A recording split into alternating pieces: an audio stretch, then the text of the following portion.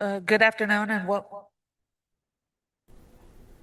afternoon and welcome to Buenas the tardes y August 12th, bienvenidos a 2028 la reunión regularly de agosto, scheduled board meeting of the agosto West Contra 12 de Costa Unified regular de School buenas. District. The meeting is called Bienvenidos. to La order reunión at está en orden a las 4:39. 4:39 de la Para tarde. acceder a la traducción en To Zoom, haga access, clic en el icono de to globo en la access parte inferior de la interpretation, pantalla. Si se encuentra en Dijon y if you are necesita in audífonos Dijon and para la you traducción, need puede headsets for the recogerlos en la esquina translation, you can trasera del pick them up at the auditorio. back of the The board is auditorium. about to go into closed La session, but sesión va a before ir a sesión you're here, cerrada en listen este to any momento. public Si están comment on closed escuchando session items. para estos Individuals temas wishing to speak on individuales que closed quieren session hablar en items sesión listed. cerrada pueden If you ir. are here Si están aquí in the auditorium escuchando en and el you haven't done auditorio so y already, tienen please submit a por WCC favor USD sometan public su comment forma de card, which you can find WCC at the entryway USD table. para la Or if you mesa are directiva participating para via Zoom, participar dentro de vía Zoom. individuals will need to raise their Individuales hand in the tienen que Zoom app. levantar su If you are su accessing the mano meeting by en phone, press accesando por star 9. teléfono The y time allotted for presionen each estrella speaker is 9 2 para minutes. cada The total persona. time Son dos allotted is 1 minutos y la hour. persona Speaking time para should not poder hablar es una person hora. to another. There's Para no also no puede substitution transferirse of de una speakers. persona a otra We persona. alternate between a Si Zoom solo comment and tienen que an in-person comment. alternar de entre The una public persona comment a la period otra. is a safe Comentarios space where públicos es diverse un viewpoints may be espacio seguro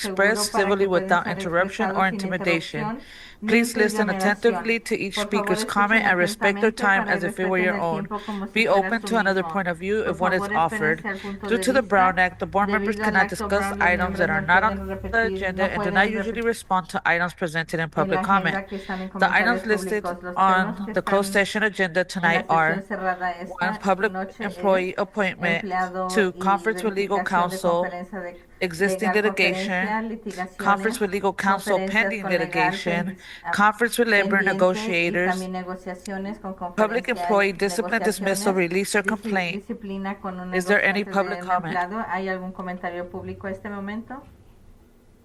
Yes, we Sí, have public tenemos comment. comentarios públicos.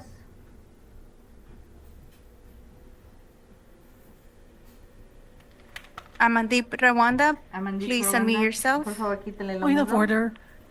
We've got the translator overriding you, so the translator needs to flip to the other channel before you take public comment. Thank you. Thank you.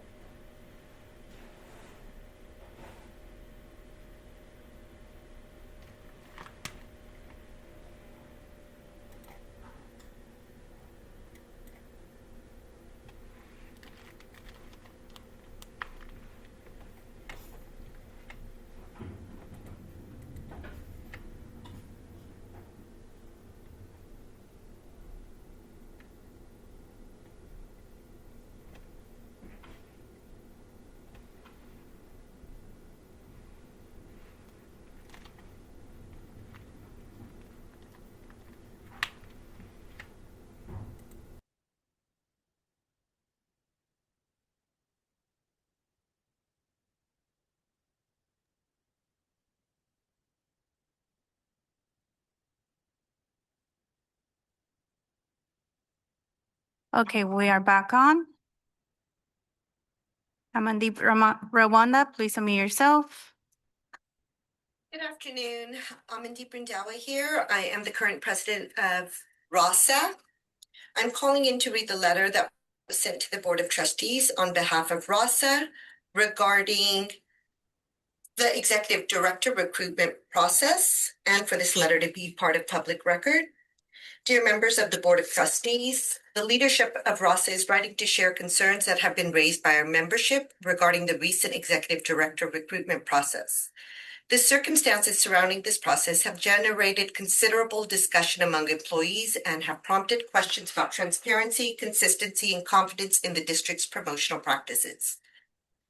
Our understanding is that after an extensive recruitment and interview process, a finalist was identified and presented to the board for consideration during a closed session on June 24th, 2026. Employees were left with the expectation that the board would either take action or publicly report that no reportable action had been taken. Instead, no public statement regarding the position was made following the closed session, and the position was reposted the following day. The absence of communication has led to the uncertainty and speculation among staff. As an organization that represents classified and certificated employees, we recognize that the board has the authority to make hiring decisions and that personal matters often require deliberation. At the same time, employees expect that established recruitment processes will be meaningful and that the decisions will reflect the significant investment of time made by applicants, interview panels, and district leadership. When a recruitment process concludes without explanation and the position is immediately reopened, it can diminish confidence in the process itself. However, our concerns extend well beyond any one individual. While the candidate who was brought forward is highly qualified and respected by our members, the broader issue is the process sends to all employees. Staff want to believe that advancement opportunities within WCC USD are guided by clear, defined processes, professional qualifications, and equitable consideration. Maintaining that confidence is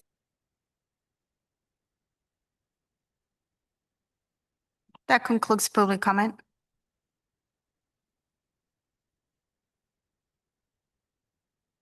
Thank you to all who are in public comment. We are now adjourning to closed session at 4:45 and we'll return to open session at 6:30. Thank you.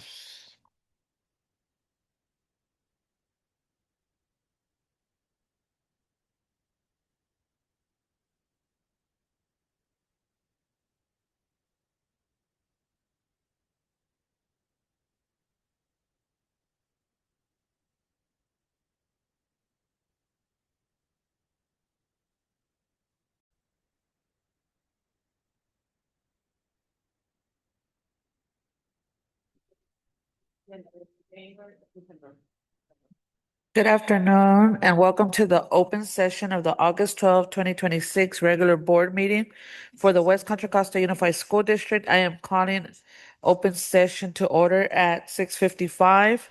Para acceder a la traducción en Zoom, haga clic en el icono del globo de la parte inferior de la pantalla. Si se encuentra en Dijon y necesita audífonos para la traducción, puede recogerlos en la esquina trasera del auditorio. Now to access translation on Zoom, please click on the globe icon at the bottom of the screen. If you are here at Dijon and need a headset for translation, you may pick one up in the back corner of the auditorium. In a few minutes, we will begin public comment on the agenda item. Members of the public are invited to speak to the board on any matter within the subject matter jurisdiction of West Contra Costa Unified School District, but is not on the agenda. Please prepare now for public comment. If you are here in the auditorium and you'd like to make public comment, please fill out and submit a WCC USD public comment card. You can find them on the table in the entry hallway. If you are participating via Zoom, please raise your hand in the Zoom app prior to the beginning of this item on the agenda. If participating by phone, press *9.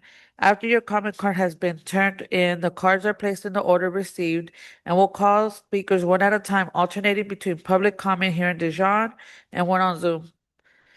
Public comment generally lasts for 1 hour. The time allotted to each speaker is 2 minutes. In the meantime, we'll move on to the rest of our opening procedures.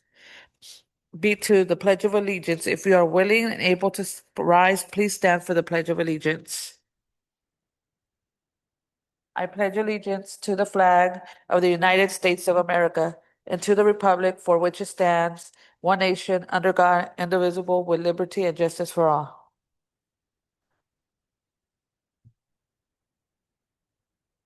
B3, Land, Labor, and Body Acknowledgement. We recognize that we are presently on the lands of the Chochenyo, Mukwekma, Karkin, Ohlone peoples and acknowledge them as the first inhabitants of the land we currently occupy. Labor and Body Acknowledgement. I acknowledge that the burden of environmental exploitation and systematic injustice falls upon the labor of Black and brown bodies in the building of this country and its institutions. I remember that the Black and brown bodies were born and died working this land against their will for generations. I also acknowledge the continued contribution of the labor of survivors over the centuries to today of all immigrant labor, including voluntary, involuntary, forced, and undocumented peoples in the building of what we refer to as the United States. Author Dr. Rochelle Rogers Ard. Item 4, West Contra Costa Unified School District Board Anti-Racism Statement. The governing board is committed to the work of anti-racism, the conscious and active effort to identify, challenge, and correct racial inequities in the system and institutions within our schools and community. Racism, explicit or implicit, stands in direct conflict to the fundamental principles of district education. To carry that district education into the future, we recognize that we must continually renew and reflect on the roots of racism and develop new ideas to meet the times. Unjust ideas and policies and the racial inequity they produce have shaped us, our schools, and society. The board strives to uncover unconscious biases and practice anti-racism individuals and as board members.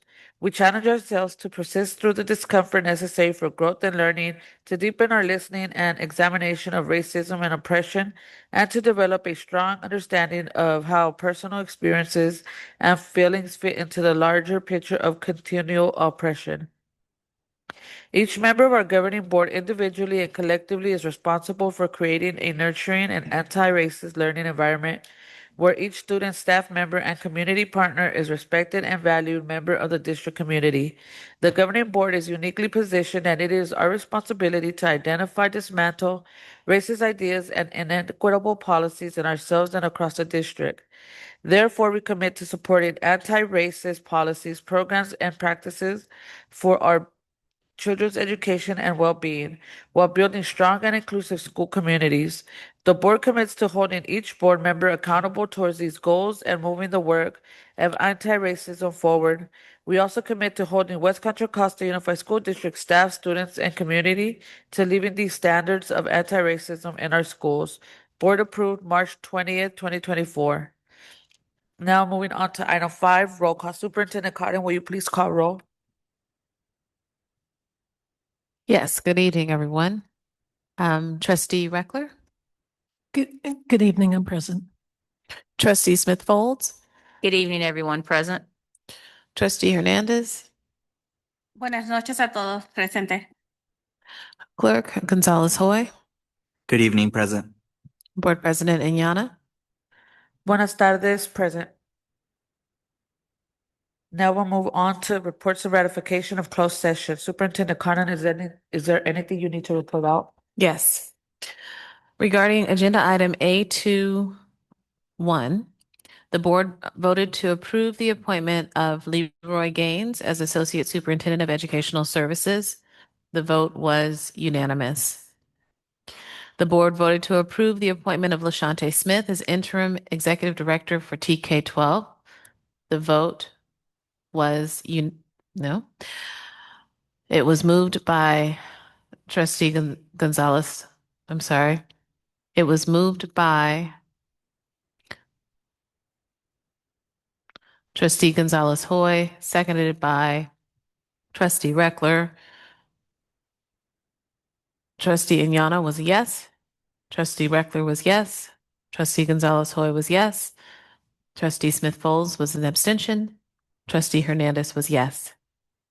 The board voted to approve the appointment of Angelica Lara as Director of Student Recruitment and Retention. The vote was unanimous. The board voted to approve the appointment of Tiara Shelton as District Director of Community Schools. The vote was unanimous. The board voted to approve the appointment of Garrett Logan Martin as Interim Executive Director of Business Services. The vote was unanimous. Regarding agenda item A22, no report out. Regarding agenda item A23, the board took action to approve the special education settlement agreement in the 2627 case number SED1. The vote was unanimous. The board took action to approve the special education settlement agreement in OAH case number 202-603-1071 and number 202-606-0890. The board voted to approve both settlement agreements. The vote was unanimous. Regarding agenda item A24, no report out. Regarding agenda item A25, no report out. That concludes my report. We'll now move on to agenda review and adoption. Does the board have anything that they would like to adjust on the agenda? Seeing none, we will proceed with the agenda as published. Item 8, public comment.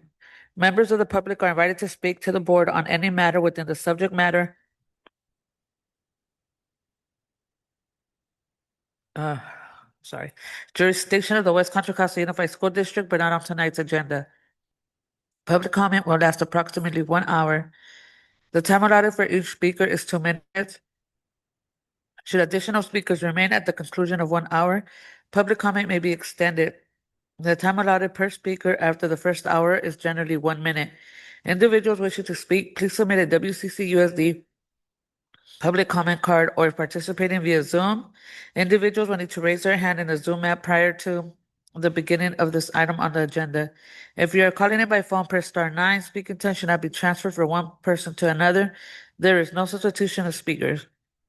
Speakers can also make public comment again for each discussion item and action item on the agenda after staff presentation. The public will have 10 minutes per item, 1 minute per speaker. The protocols recited above apply. The public comment period is a safe space where diverse viewpoints may be expressed in a civil manner without interruption of intimidation. Please listen attentively to each speaker's comment and respect their time at the podium as if it were your own. Be open to a different point of view if one is offered. Due to the Brown Act, board members cannot discuss items that are not on the agenda and do not usually respond to items presented in public comment. Is there any public comment? Yes, we have one in person and one online. Online is Jeffrey Bin.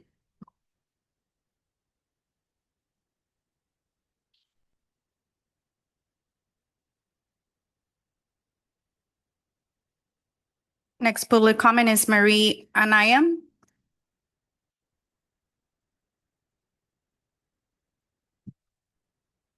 Hello.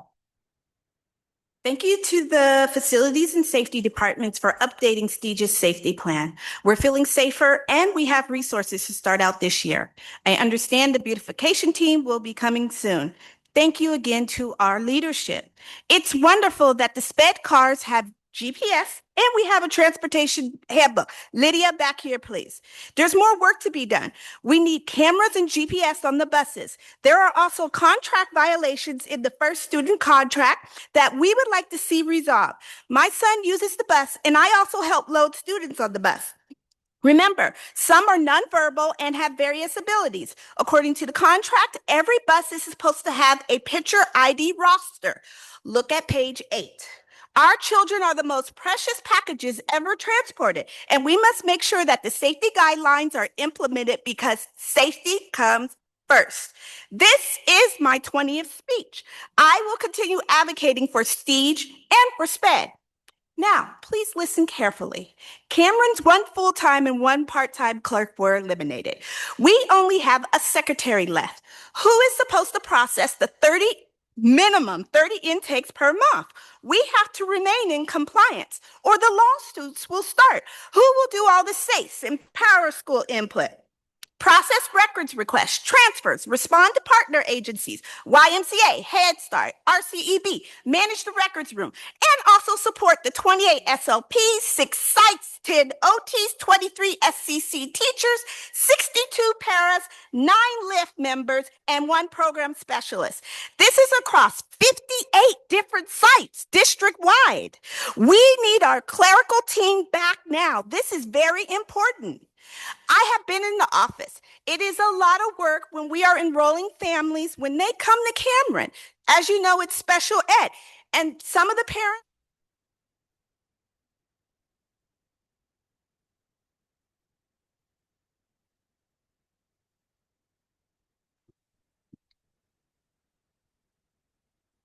Thank you for your comment tonight.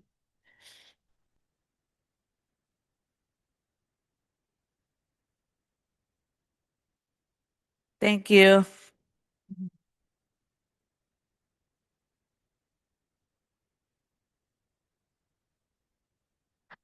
Next public speaker is Jeffrey Bean. Please unmute yourself. Good evening. I'm Jeffrey Bean. I teach 5th grade at Shannon Elementary in Pinole. Often when I come to board meetings, I talk about things I am unhappy about because that's the type of place that is, I guess, where people can tell things they want to improve. And tonight I want to do the opposite. I want to thank you for doing something good. I was very happy last May and June to learn that the school board and district staff chose to eliminate the iReady assessments for elementary schools. This was a very good change.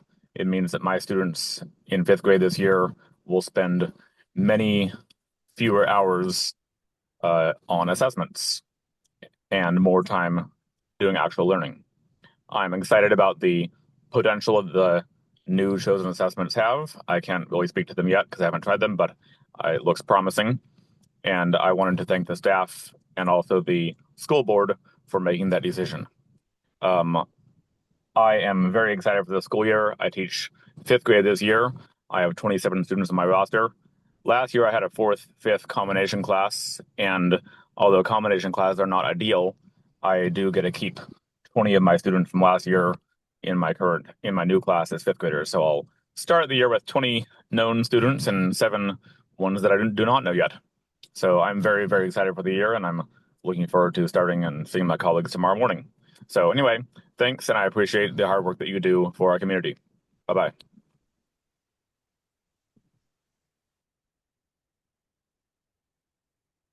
That concludes public comment.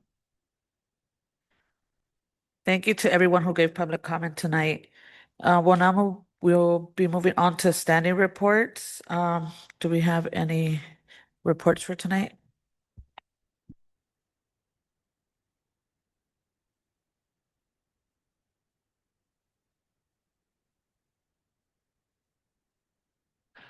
Any standing reports, please come to the podium.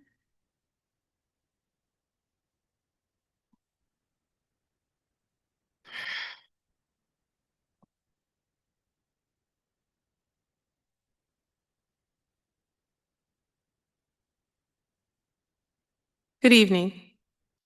My name is Christine Gant Hatcher. On behalf of WCCAA, good evening to Board President Inyala, Board Trustees, Superintendent Cotton. On behalf of WCCAA, I want to welcome our administrators back and wish everyone a successful start to the school year. Like educators across this district, our administrators return ready to meet the appropriate challenges that a new year inevitably brings. I cannot tell you the collective number of years our members have devoted to public education, but I can speak with certainty about their resilience. They have continued to lead through changing expectations, difficult circumstances, and moments of significant uncertainty while keeping the success and well-being of students at the forefront of their decision-making.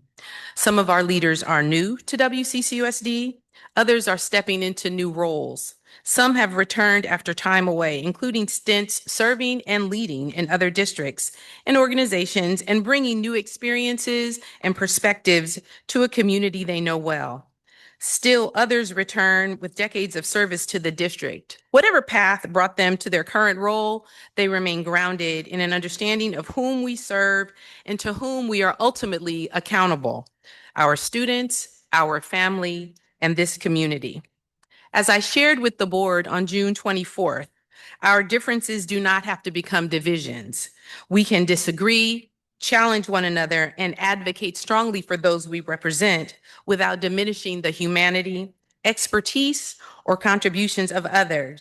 In fact, this moment calls for greater collaboration, not less. At the Leadership Institute, Dr. Bettina Love invoked a challenge from Bell Hooks that has stayed with me. Imagine how much easier it would be for us to learn how to love if we began with a shared definition. Perhaps there is a lesson there for us as we begin this school year. What do we mean when we speak of collaboration, of respect, of equity, of putting students first?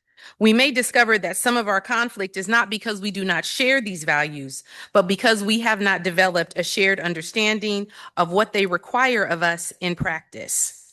While we are also beginning this year at a time when long-held commitments to public education and increasingly the expertise of educators themselves are being questioned in the broader society, more than 60 years ago, in his talk to teachers, James Baldwin challenged educators to recognize their responsibility to examine society, question what they encounter, and work to change what is unjust. That challenge remains remarkably relevant today. The late Congressman John Lewis similarly challenged us to get into good trouble, necessary trouble. For educators, good trouble means having the courage to ask difficult questions, challenge practices that are not serving students, and advocate for what they need, even when doing so is uncomfortable. But good trouble must also move us towards something: stronger relationships, better systems, greater opportunity, and better outcomes for children. Collaboration does not require agreement on every issue, nor should it require us to avoid conflict. It requires us to determine how we will move through conflict together, to remain at the table, to listen, to challenge and be challenged, and to remember that none of us can accomplish this work alone. Our administrators are ready to do that work. We look forward to doing it collaboratively with this board, our colleagues, our families, and our community. Welcome back, and here's to a productive and successful school year. Thank you. I appreciate your time this evening.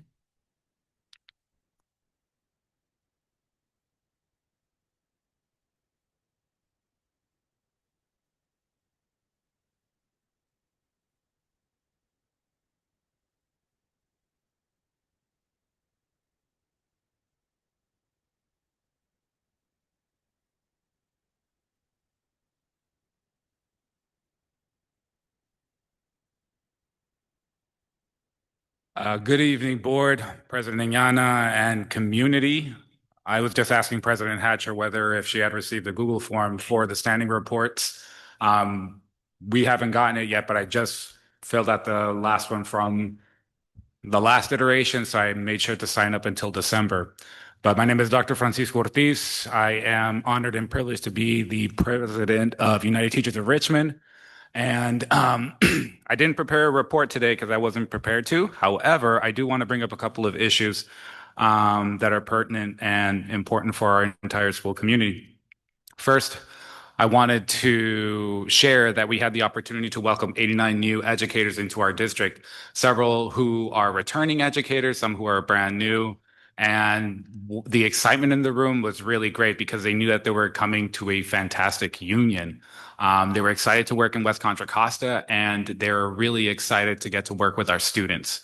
It's great to see that we have some homegrown folks and some folks who realize that West Contra Costa is a better place to work at. I also want to share that I am incredibly excited for the re-election by Trustee Gonzalez Hoy in Trustee Area 4, and that we also have the brand new elected trustee for Trustee Area 5, Caitlin Garibaldi, who will assume office in December. So I'm excited to support and continuing that work. And so what that means is that our duty is to ensure that we pass Measure V so that our students continue to receive the $10 million that are allocated for counseling services, that are allocated for libraries, for recruitment of educators, and ensuring that we don't lose that. Also, that we don't lose the $40 million that we are standing to lose if we don't pass Proposition 3, which is a statewide initiative. Both of these, local and the statewide, are just renewals. They are not new taxes. And so we are confident that we can deploy all of our organizing power to ensure that we are protecting those dollars to supporting our students. Lastly, I'll be making a visit to Betty Reed Soskin at Pinole Middle School tomorrow. They just received an email this afternoon informing the staff that they will not be voting on a bell schedule, which we were under the understanding that they were going to be voting on it. And so having some time for healing and reflection, I think would be really important, show of good faith for district management to show up tomorrow. And we're excited for the work ahead in the 26-27 school year. Excited for baby Liliana's first board meeting here at Lavanya Dejan. And we're excited to keep going. So have a great afternoon or have a great evening, everyone. Take care.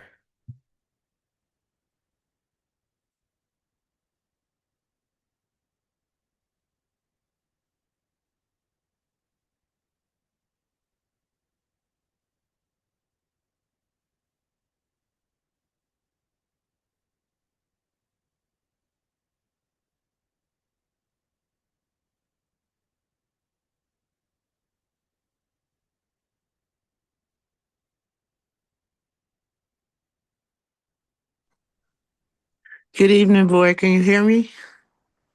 Yes. Thank you. Hey, y'all. Thank you. I was hoping you guys recognize me. Thank you for that. I don't know. Do you guys hear me? Because it's spinning on my side. Okay, there it is. Yes, thank you. I am still the ASAT chair. Not planning to be, but I'm hoping this year that the district can find a way to support us, definitely with our new liaison, trustee Demetrio Hoyt. Thank you so much for choosing us. And we can get our elections done and we can support Black and African American parents with being more involved in our parent advocacy and leadership. I also have some concerns about how outreach is going with our schools. I'm still am having families reach out and I'm reaching out to families and they don't know, the communication is not there around what's going on, especially when it comes to Kennedy and how things are going to go. So I don't know what else needs to be done because I don't know all that's being done, but I do know that students that are our most neediest students are not getting the information. And maybe if you guys choose to partner with some community organizations to get the information more widely spread, or just do some innovative things to make sure. And I also would like to make sure that the principals are aware of how to start their APACs, that APACs are important, that APACs are needed. If they only have one or two Black or African American parents, how can they support those two parents? Just ignoring them and not acknowledging what their needs, or concerns, or their engagement may need to be is not acceptable in our district because we are one. So all parents need to feel involved and engaged and supported in our district. And we need to start that with the principals having the support they need if they have challenges with engaging Black and African American families. Also, we were concerned about the use of the N-word and how that is being handled. There are still currently parents that have not got any response back from the district. There are parents who are concerned about going into the school year, about how that's going to look, how the principals will respond. Parents don't have anything in their hand to address if this happens this coming school year. We are encouraging parents here with ASAT not to take things in their own manners in their own hands. So the district being prepared, we didn't go away. The problem is still there. So the district needs to have something to support parents when these issues arise, and not just give it to the principals and whoever, the administrators. The parents need something to be able to support their students who are being harmed by the use of the N-word and the physical assaults that are happening along with that also. So we would appreciate as sooner than later if you can meet with ASAT and the other APACs and let us know what is the district's next steps around supporting us on the stop of the use of the N-word and support around the attacks and the violence that's happening around that also. And we also would like to ensure that we are communicated with throughout the school year. Last year, we didn't get any of the budget that was going to be spent through the Office of OASA. What programs and services were selected. No advisory happened, period, at all last year. We were told things were happening. Absolutely, we were told.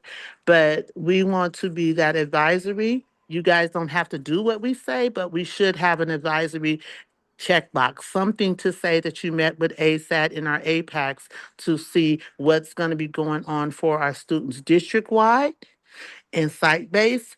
That would be very helpful in forming our relationship that should already be established, but we'll form it, partners with the parents, the student, and the community. We want to be all together with the district. So please make a space on you all's calendar to make sure parents are advised in, especially our African American and Black parents. We do want to be part of the solution and not always looked at as a problem. And we appreciate you all showing up for another productive and hopefully a school year where we can have our students thriving. Thank you. I'm complete.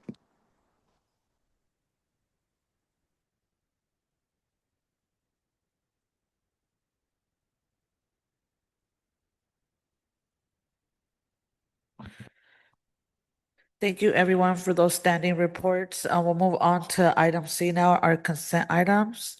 Does any board member wish to pull items from the consent for discussion later on in the evening? Trustee Reckler? Yes, thank you. I'd like to pull C9, the local agency. Can you repeat that, Trustee Reckler? I'm sorry, I said, can C9. you repeat that? We weren't able to hear. C9, local agency investment fund, and then C11, new job description, campus safety specialist. Thank you. Any other items? Otherwise we will accept the rest of the consent items with item C9 and C11 being pulled. And then we'll now move on to superintendent report. This is your item, Superintendent Collins.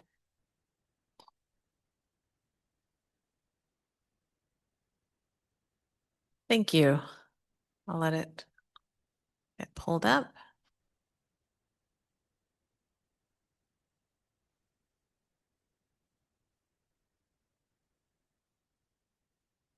Great, thank you. Next slide. I'd like to start my superintendent communication with an acknowledgement of Becky Kaufman. It is with great sadness that we share the news of the passing of our colleague, Becky Kaufman. Becky joined the West Contra Costa Unified School District family in 2024 as an accounting technician in business services. During her time in the district, she was a valued member of our team, and we are grateful for her service and contributions. Our thoughts and heartfelt condolences are with Becky's family, friends, and all who had the privilege of working with her during this difficult time. Service information will be emailed out at a later date. Thank you. Next slide. I do want to lift up that we had the district hosted a 2-day leadership institute at De Anza High School last week on Monday and Tuesday. It was an opportunity for our administrators, both classified and certificated administrators, to come together to learn together. We had time to do some reflection on our North Star. I don't know if you're aware, but the North Star shines so bright because it's actually 3 stars that are all in connection with each other, and lighting the way for many people. Our North Star this year, our focus still is we are one, and we are still one, and we are working towards that.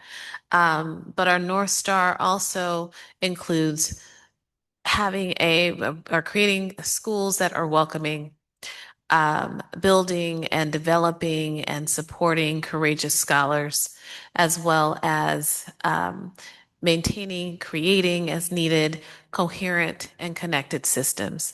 And so I don't know if you caught that, WCC. So we are one, WCC, West Contra Costa. During that time over last week, we also had an opportunity to hear from Bettina Love, who is a world-renowned scholar and author and professor in the field of education. She was there on hand both to talk to our administrators, share thoughts around what does it mean to be courageous? What does it mean to love? And looking at love as an action word. It was a very inspirational time, but it also allowed for our administrators to have some time with her. Oftentimes we have presentations, we hear a great speaker, we're inspired, and that's the end. We were able to hear from that amazing presentation, and then have time as we processed what her words mean for us in our schools, have an opportunity to really process with her. So she spent another almost hour with us and working with different groups of our administrators. It was a great way to start the year, a great way to really refocus on our vision and our mission. Next slide, please. As many are aware, and we will have, there's actually a board item where we will be discussing Kennedy High School, but I just want to lift up that on July 31st, 2026, the executive team and I were aware of preliminary information about underground soil testing that had been done, which identified a toxic vapor called PCE that had made its way underground to our Kennedy High School, and learned that while the city and state have been working to monitor this plume in the Richmond area for several years, we're just finding it on our doorstep. And so we've been working literally around the clock to get through additional environmental testing and working on a plan that cares for the health, well-being, and education of our Kennedy students, as well as the health and well-being of all of our staff. We do want to invite the community to our next cross-agency town hall that will be held on Thursday, August 13th from 6:30 to 8 p.m. at the Richmond Auditorium. That cross-agency group will include Department of Toxic Substances Control, as well as the City of Richmond. So please plan to come on out and join us tomorrow evening. Next slide, please. I also want to lift up that we had a session last night. We actually had a student forum during the day with Dr. Dumani, and we had an evening webinar with health professionals to talk about the environmental update, to talk about the environmental impact on our student and staff health. I do want to share just a quick clip from last night's video, our webinar.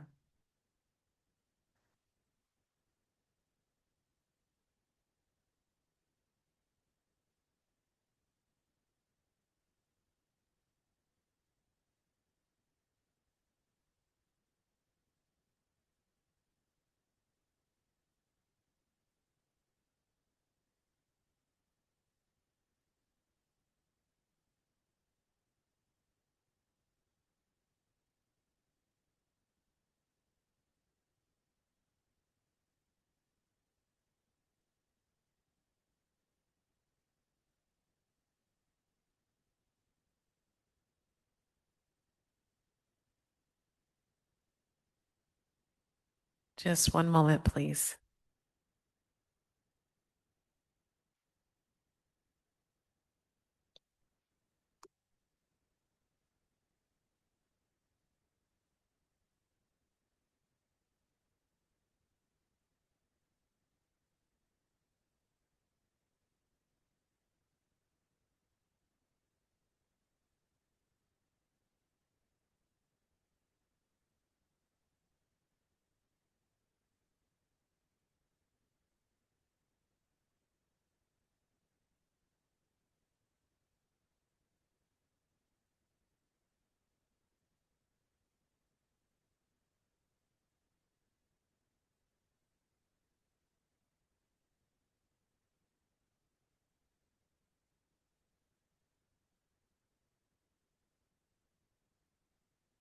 Almost there. Almost there.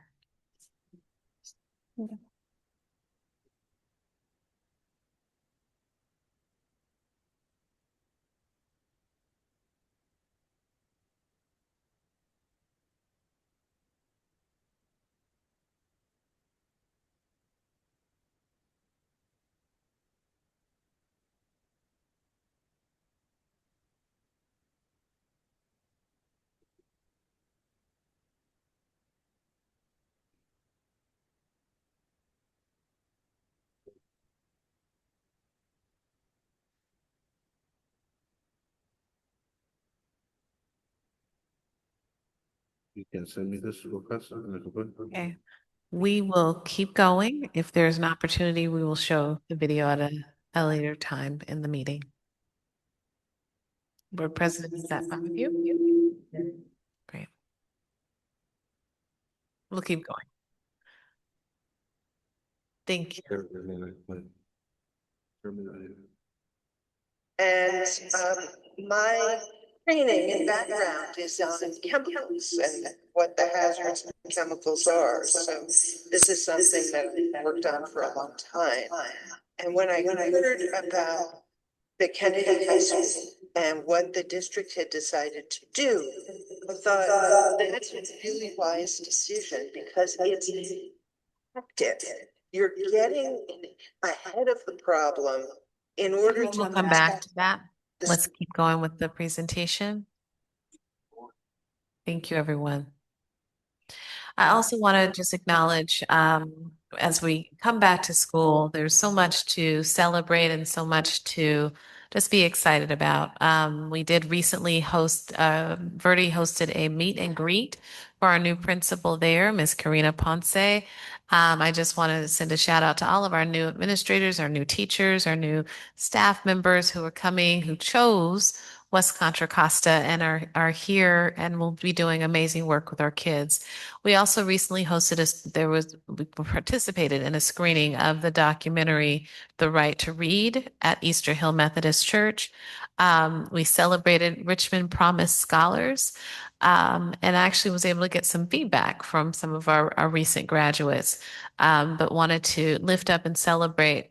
Once students have graduated from West Contra Costa, they are still connected to this community. And then finally, want to lift up and acknowledge our very own Mr. Jose De Leon. Can we get a hand wave, Mr. De Leon? Excellent, excellent, excellent.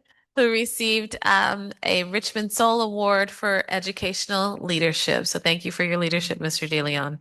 Next slide, please.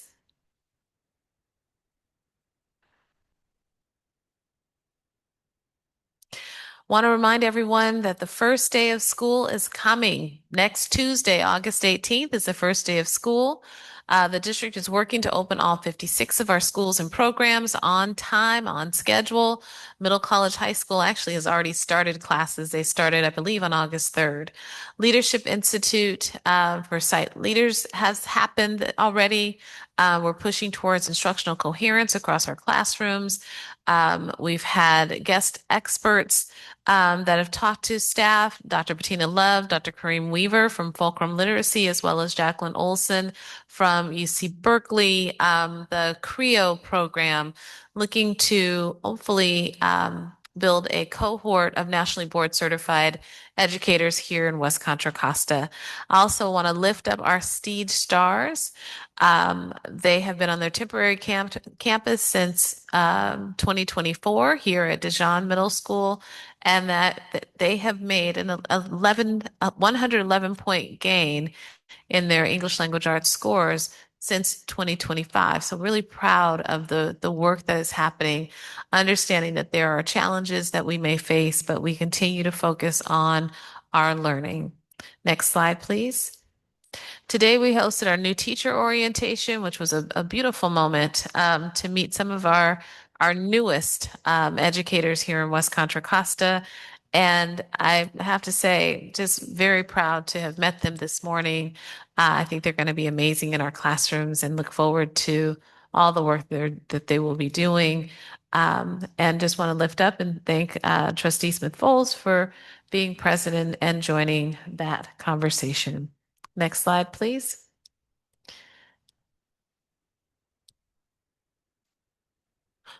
Oh, I'm following along. Sorry. Want to remind our juniors, now is the time to get started on your college applications. It's time to start researching your colleges and majors, starting working on your personal statement, building your college list, creating your Common App, and start searching for scholarships. So a little preparation this summer can make the senior year less stressful. So get started now if you're thinking about college after graduation. Next slide, please. As we think about those folks who are leaving us, we also want to welcome those folks who are coming in. We've got our new pre-K, TK, and kindergarten students.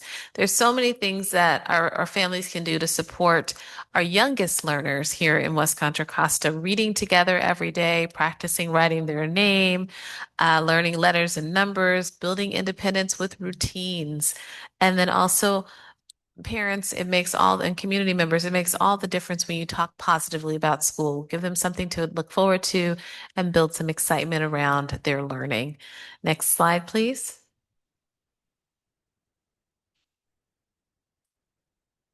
Finally, we want to remind folks to stay connected with Parent Square. That is our way to share information with you.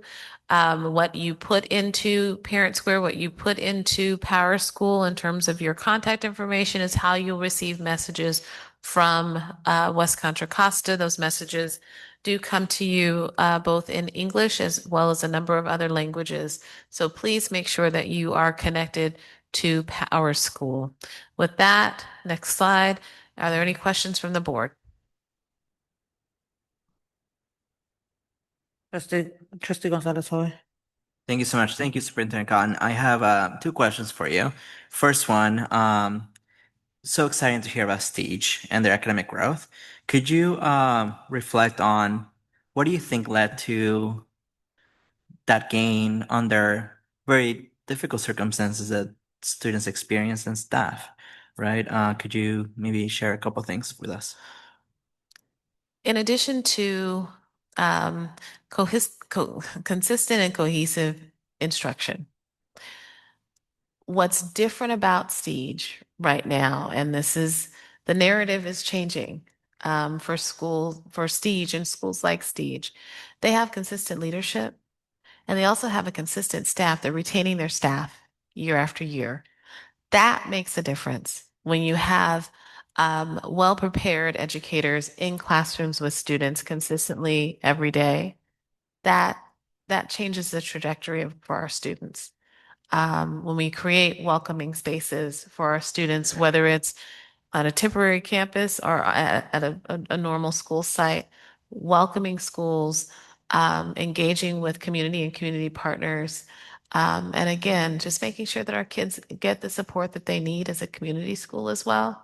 All of those things, I think, make a huge difference in the learning environment for our students. Thank you for that. And my second question is, fortunately, I was not able to celebrate Mr. De Leon getting his award. Now I heard that he did give a speech. I was wondering if he mentioned anything in his speech that he's really proud of in his experience in WCCUSD that you could remember or share with the rest of us. I don't remember Mr. De Leon's speech. I think I was cheering and shouting so loudly. Mr. De Leon, will you want to come on up to the podium and share a couple of words? We would love that. He's like, really? Thank you. I didn't want to put him in the spot, right? I'm glad that you did.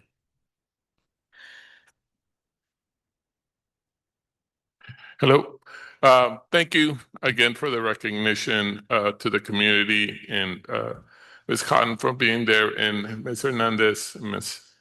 Arellano, thank you for being there. I think the biggest part of my speech was about team. How once you build a team and you have all the right players in place, it was connected to the Richmond Soul soccer and volleyball. Things work really well. So that was my theme around it is once the team's in place and you have confidence in what each player can do, you can do a lot of things. So thank you again for the recognition. Thank you. Congratulations again.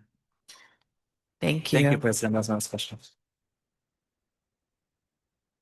Trustee Smith Folds. I have a couple questions. They're comments, but questions. Isn't it true that the first day of school is an early day? That is a true statement. Where could parents find the school calendar, the district calendar? I'm going to turn that to our Assistant Superintendent of Community Engagement and Communications. That is posted on the district website. Thank you. How do parents join or attend SSC, APACS, ELACs, climate teams? The information for those school site-based teams is sent out by the school principals through the school. In terms of the district-wide advisory committees, that will be coming out at the district level from the Office of Community Engagement and Communications. Thank you. And as Sorry, Fran, go ahead. It's all good. As Superintendent Cotton mentioned, Parent Square is what we use to communicate with all families using the information that's entered into Power School. And so making sure that up-to-date contact information in Power School is very important. Thank you. And two more. Superintendent Cotton, what tip or tips do you have for parents across the district as we start the new school year? I think as I shared, pre-K, TK, kinders, that applies across the board. Oftentimes we spend a lot of time focused on our littlest learners. And you think when they get to middle and high school, ooh, we're done. You're not. That same amount of excitement, that same amount of interest, that same encouragement needs to come across all of the grade levels. And so as much as you can speak positively about school, as much as you can make sure that students are prepared, or if they need something, to let the school district know what they need so that the kids are ready for a fantastic year. Many of our schools are community schools, which means that there's opportunities for lots of different supports and wraparound services for families, and just in the community as well. There's a lot of ways that we support our students, both inside the classroom and outside. We want healthy growth and development for our kids. But again, that starts at home, that starts in the community, that starts in all the places and spaces, churches, and everywhere else where our kids may be. Thank you so very much. My last question is along the same line, except what tips do you have for students across the district or starting the 26-27 school year? I will say be a courageous scholar. Be courageous. Take advantage of the opportunities that you have. Learn how to advocate for yourself and build a network of kids who share similar values, similar interests as you. Get ready for college if that's the direction that you're heading, or get ready for your future. And use this as an opportunity from our youngest learners to our high schoolers, middle schoolers, and elementary students. Keep your eye on the prize. Stay focused on where you're going, and we are all here to support you and lift you up. Thank you. I'm complete.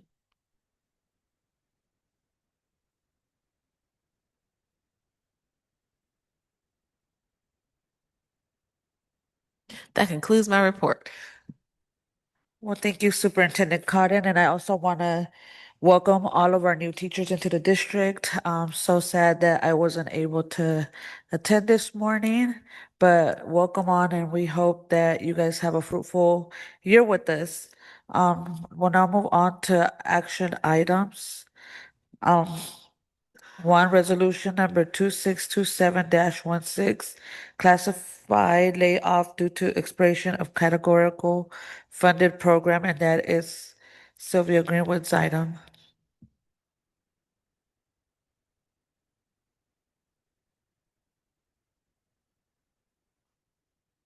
Good evening, Board. This resolution is regarding Resolution 2627-16. We're recommending the layoff of specially funded program for comprehensive coordinated early intervention services, better known as CSES, because of the mandate and the end of the grant, and it will end and expire on September 30th.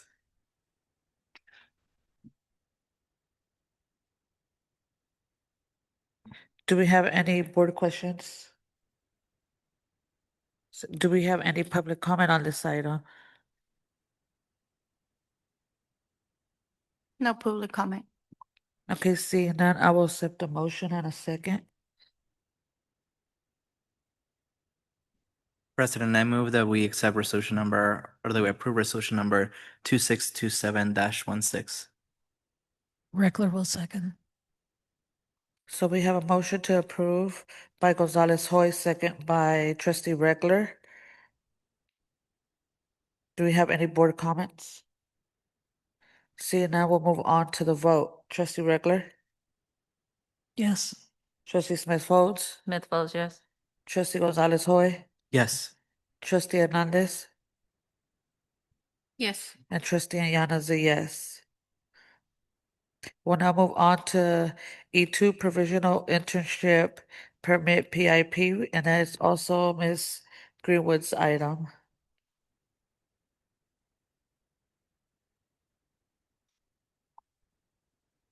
We are recommending that the provisional internship permit, better known as PIP, be recommended for the following individuals that were listed. This helps the school district employ individuals who have not yet met subject matter competency requirement necessary to enter into approved internship programs. Do we have any board questions? Do we have any public comment on this item? No public comment. So now I will accept a motion in a second. President, I move that we approve the professional internship permits. Regular will second. Do we have any board comment? Seeing none, we'll move on to the vote. Trustee Reckler, Yes. trustee Smith Folds, Smith Folds, yes. trustee Gonzalez Hoy, Yes. trustee Hernandez, Yes. and trustee Anyana is a yes.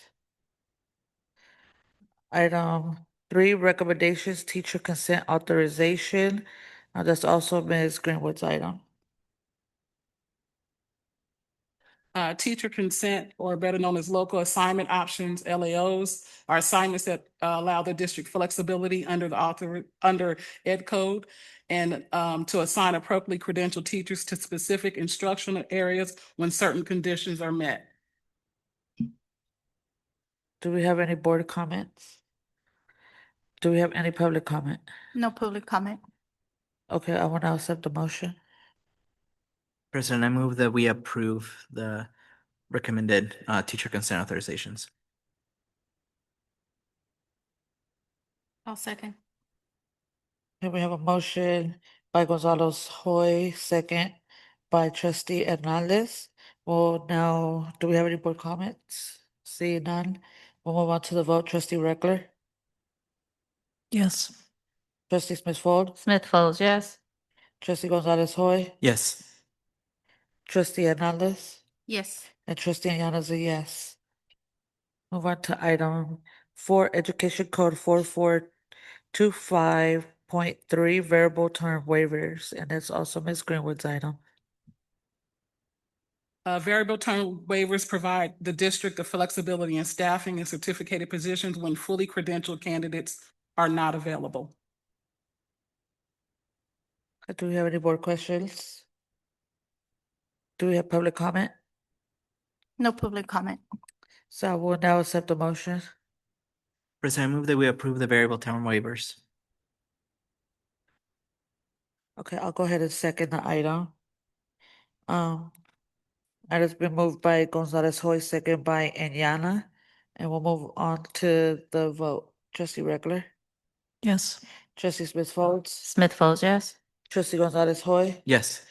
and trustee Anyana is trustee Hernandez, Yes. and trustee Anyana is a yes. So now we'll move on to item F, discussion items and report. We have 2 items. F1, update on environmental situation at Kennedy High School. Thank you. This will be a joint presentation with many different folks on my executive team and extended executive team. We also do, I just want to acknowledge here in the audience, we have Marika Hughes here from the Department of Toxic Substances Control. She will be talking to us a little bit as well in this presentation. I also want to acknowledge Councilmember Doria Robinson is here, and we appreciate your presence here at this meeting. We have been working very closely with the City of Richmond, with DTSC, with Kennedy and Kennedy staff to address this issue. Let's see, once you're ready to. We'll go ahead and get started. Next slide, please.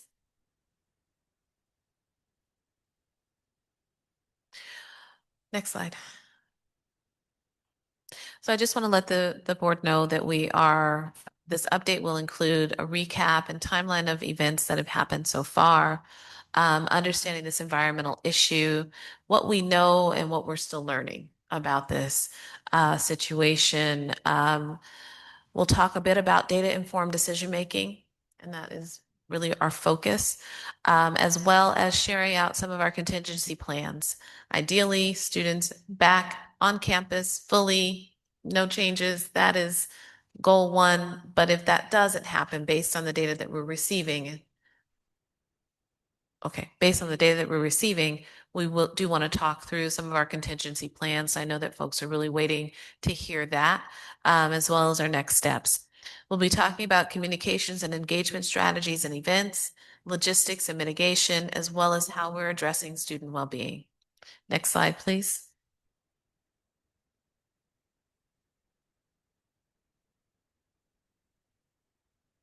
Next slide.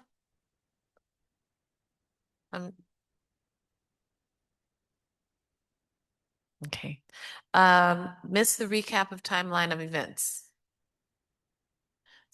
I'll start talking it through while they're finding it. West Contra Costa Unified School District was contacted by the Department of Toxic Substance Control about an underground vapor plume that was moving under a portion of the city of Richmond.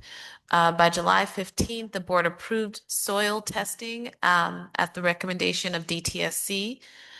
On July 31st, the executive team was made aware that the preliminary results from our soil testing showed positive levels of PCE in the soil underground at Kennedy High School. By August 3rd, that was a Friday, July 31st. By August 3rd, 7 a.m., district was meeting with DTSC in the city of Richmond for consultation regarding additional preliminary results that were needed for more testing at Kennedy High School. And so since that time, we have hosted community forums, we have conducted additional testing, and have created contingency plans based on potential testing results. So that's where we are to this date. More to come. We know that tomorrow we will be hosting another community meeting at the Richmond Auditorium from 6:30 to 8 for cross agencies to talk about what we are finding. Yes, that's where we are now. So going on to understanding this environmental issue. Thank you very much, Superintendent Cotton. Next slide. Thank you.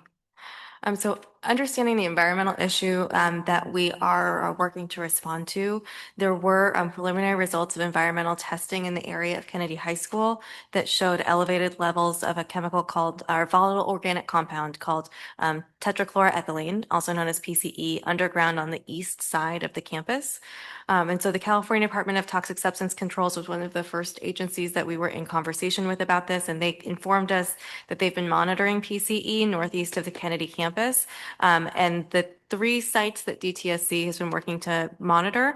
And when you look at them on a map, you can see the indication of this plume that they've been working to monitor, which is at the former site of Almost Cleaners, the Miraflores Senior Housing Development, and also on the northeast side of Kennedy High School.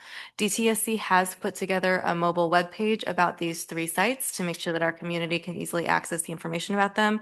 So that short link at the bottom there, it's bit.ly/m/DTSC. Our community is able to use that to get information about these 3 sites. Next slide.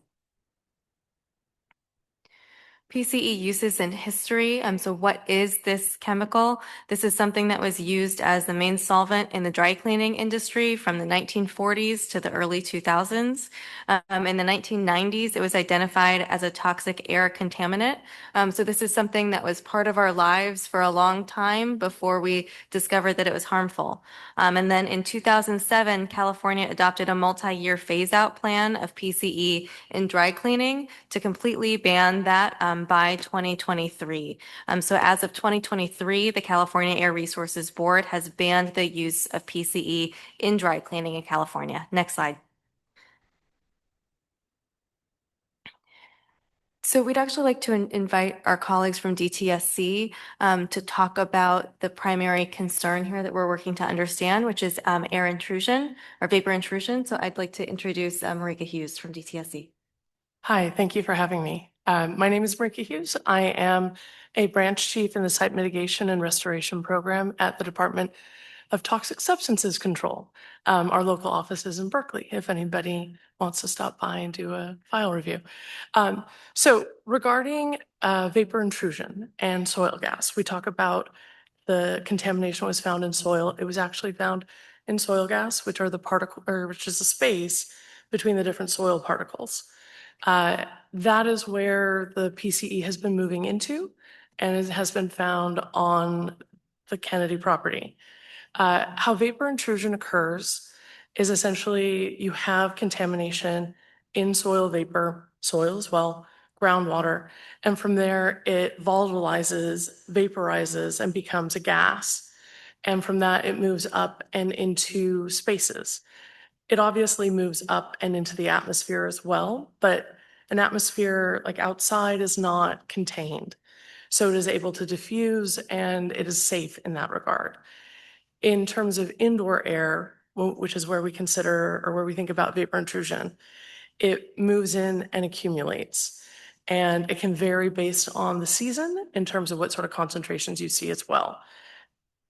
Depending where you are in the Bay, because there's so many microclimates, it can change in terms of which season you're going to see the highest concentrations or levels. So where you typically get vapor intrusion or the contamination for it, underground contamination, sometimes outdoor air, that is less common, but if it is going to happen, it's going to be vehicle exhaust. And then also, unfortunately, indoor products, which are often consumer products that we all have. Often they are cleaning products. They can be paint, they can be glue, they can be degreasers. It's relatively common, unfortunately. However, PCE has been banned, so you shouldn't be seeing that in indoor air anymore. Well, it's been banned for certain uses. Thank you, Marika. Next slide, and for the next slide, Ellen Mejia Hooper will walk through this. Good evening. So PCE, what we know about where we are in this situation and what we are still learning is that PCE was detected underground on the Kitty campus. However, it is underground, and the detection does not automatically mean that there is a health risk. We are also looking at mitigation factors or implementing mitigation features, and one of them would be a carbon activated air purifier, which can work in reducing indoor air quality or reducing the indoor concentrations of this chemical. Richmond Fire Department also completed a investigation and scan and came to the conclusion that there was no risk for this particular emergency that would cause an evacuation. What we're still learning, though, is what happened to that gas after it's come from underground. So has it entered the buildings, and at what levels would it be within the buildings? And so that's what we're currently testing on site and coming to be able to come to that conclusion. So that's what we're currently working on, and which areas of campus it might be. Next slide. So as we have been working to address this, we've been working to make sure that we're doing our due diligence in terms of considering all options. And then as we learn, making sure that we are rapidly narrowing those options to the ones that are the most feasible. Our priorities in all possible scenarios have been to keep the Kennedy community together as much as possible, to care for student and staff safety, to care for our students' educational continuity in terms of their graduation and A through G requirements, to provide supports for equity and supports for our English learners, and as well as space to support unique Kennedy programs. We want to make sure that we are preserving the character and culture of our school and its unique offerings. When we first began this work, we were considering a variety of options, including commercial and community spaces. And what we learned through this process is that this would require a waiver of the Field Act requirements, and that this does sometimes occur in cases of an emergency, but that because we do not meet the standard for our state agency partners in terms of what an emergency is, DTSC defines what we're doing as an immediate response, but not as an emergency. And so that was an important learning for us. In terms of a virtual option, we also learned that due to recent changes in Ed Code, students cannot be compelled to go on independent study or learn in a virtual setting. So we can't shift a whole school to virtual. And so that's why we're not considering that option. And so that kind of left us to what we have been focusing on considering and evaluating, which is use of WTCUSD school buildings. We did a thorough evaluation and did discover that none of our current WCCUSD buildings has enough space for all of Kennedy's students together. We did identify sites that each have space for more than 10 classrooms at each of those sites. Jeff, anything that I didn't cover? No, but those two sites we'll go over in further detail of what the plan is and how splitting the classes up into those two sites. Next slide. And I'll introduce Marika back up to the microphone. Hi, so I wanted to also go over how we evaluate the data and how we approach it from a risk-based scenario, because not everything is terrible. Sometimes things are manageable. And so part of the process, or I would say the initial stage of the process, is the collecting of the data. So the district's consultant, Socotec, collected samples from indoor air, outdoor air, and the soil gas. These are going to be, or have been used actually, to be analyzed, which is measured for the different chemical concentrations. Socotec and DTSC are going to evaluate the data. Technically, we are already evaluating some of the data to identify the highest exposure concentrations detected in indoor air and in the soil gas. The district, in consultation with DTSC and Socotec, will be using screening levels, which are the most conservative numbers that we have developed. They are based on toxicity criteria that are used nationwide and sometimes internationally. They have very conservative assumptions embedded in them so that we are certain that people are not going to be exposed with elevated risk. This is where the rapid decision-making that has occurred over the last, week and a half has taken place. I said before, Socotec is going to use a toxicity data to develop a risk assessment. This will also help us identify what the concentrations we detect actually result in terms of risk or hazard to students, staff, occupants. And if the results are not straightforward, there will be an additional evaluation by Socotec and DTSC, or an additional investigation might be warranted by Socotec and DTSC, and should include the evaluation of essentially what a dose is for the staff and the students. Right now, the screening levels that have been developed are either for residential use or commercial industrial use. What we've been using for the school has been the residential number, which is the most conservative number we use at DTSC. If we discover something that needs to be evaluated a little bit more, we will take into account a reduction in the exposure time. Residential exposure is based off of 24 hours. Obviously, kids are not in a school 24 hours. Hopefully they aren't. I think that's it. And then here are some numbers. These were things that we wanted to go over with the district earlier this week. And it's essentially to provide you with an understanding of what is immediately dangerous to human health and the screening level that we use. So the screening level for PCE at residential levels is 0.46 micrograms per cubic meter. And I'm going to squint and struggle, but the OSHA permissible exposure limit, PEL, is at 2 million. And that's essentially where it becomes immediately dangerous to human health. And we are far from that at this point.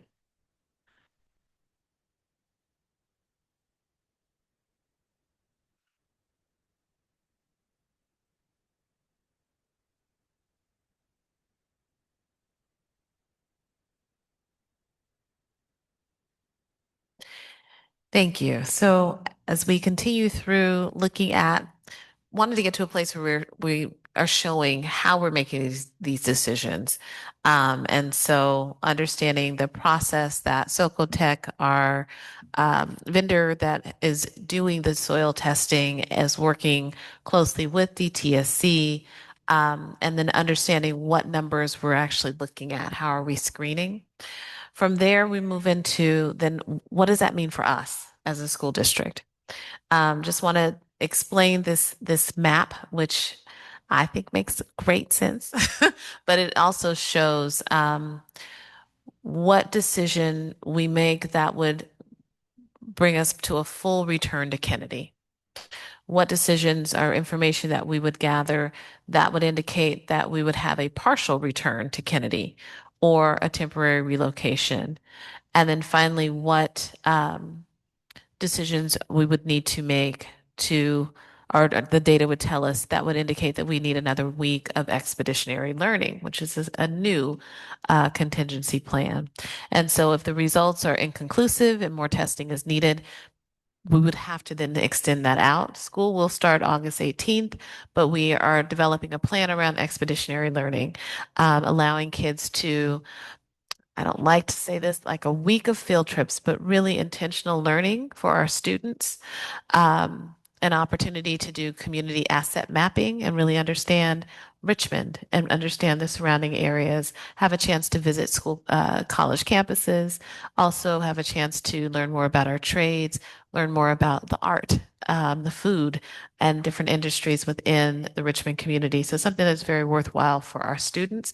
It is a common practice across different educational groups, but something that we haven't really tapped into here in West Contra Costa.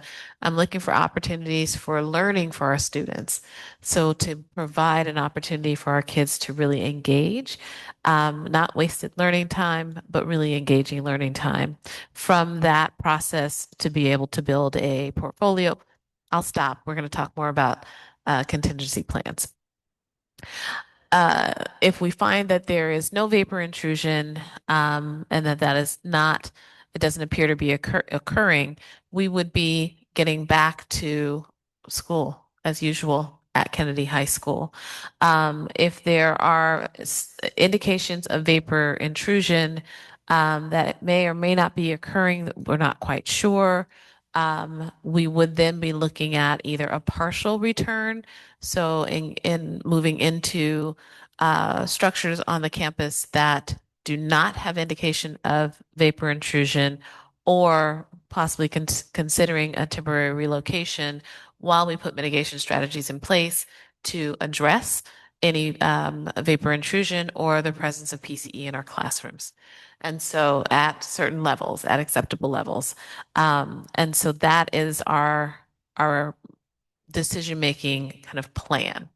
So now we move into our contingency plan. So next slide. And I think folks have been really waiting for this. So understanding what plan A, plan B, and plan C would be. And I'm asking our principal, Mr. Luongo, to come on up and let's talk about our plans. Good evening, everybody. And a quick shout out to all Kennedy Eagles out there, past and present. So jumping into our contingency plans, as you heard a little bit about, plan A is depending on the data and what comes back. We are back on the Kennedy campus. Whether it's all of the campus or certain areas of the campus, we'll wait to see what the data tells us. But plan A is first day of school. We are on the Kennedy campus.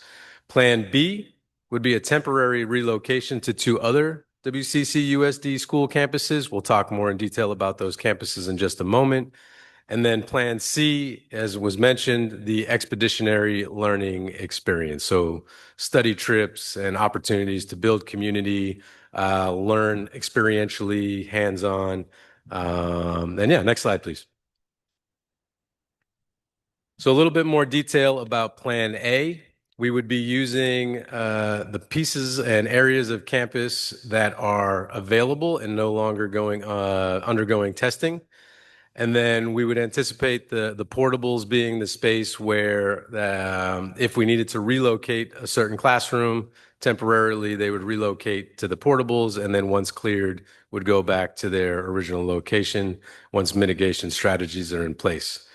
You can see that some of the mitigation strategies are listed here with the activated carbon air purifiers, which will be in place when school starts on campus. And then commercial event tents will be installed if necessary as well. If we need PE to not be in the gym, we can do that on rainy days in these tents, or obviously on nice days, we can be out on the fields and the spaces that we have.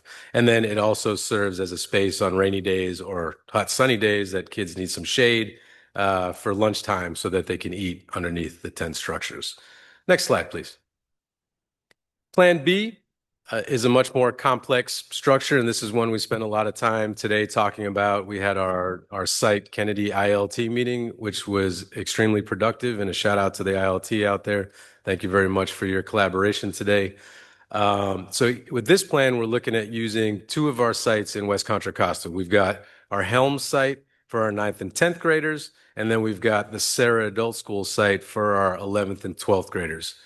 There are similarities and differences between both models, and it'll get into a little bit more detail on the next slide. But in general, we're setting this structure up so our students are able to get the academic components that they need for continuous learning. So they're getting their math, their English, their history, and their social studies. They're also infusing electives into it, and for the upper grades that need their access to credit recovery, that's in there, and our AP programs are infused with a series of other options and availability for our students. It is constrained based on the number of staff that we have split between the sites and with the number of classrooms we have access to. But this model we can make work. We're confident that it'll get us through, and we're just looking forward to being in community with our students. And if this is the plan we need to move forward with, we'll make it work. Something to take note of at the bottom there with some of the special ed programs. With this model, we would need to move our ESN and MMSN programs to the Pinole Valley site. The idea is that they would return to us after, but all those details still need to be worked out with our special ed program. And then, let's see, anything else? Just something to be mindful too is that the semester 1 grades are what go on student transcripts. This whole process is going to be taking place in Q1. So we as a site at Kennedy will have the flexibility to take what students learn in this alternative Plan B and then use that information in the learning and incorporate it into their final grades for semester 1. But this particular chunk of time and this snapshot in time is not going to be directly reflected on transcripts as a particular grade. Next slide, please. So this goes into a little bit more detail about the courses that you would see in each grade level that would allow us with our staffing and with the space available to provide a comprehensive and highly educational instructional program for our students 9 through 12. So 9th grade, you'll see focuses in on English, Algebra 1, Physics, Ethnic Studies, PE, and then an elective class and or an EL support class or resource special ed class. And then 10th grade, similar structure, English, Geometry, Bio, World History, PE, and then the elective with the flexibility for our English language learners and resource students as well. Things get a little bit more complex at the 11th and 12th grade. I'm not going to go into detail, but ultimately they're getting the core classes they need, and we're building in the flexibility to support the AP programs. Some of the CTE exposure, it wouldn't look exactly the same as it does now.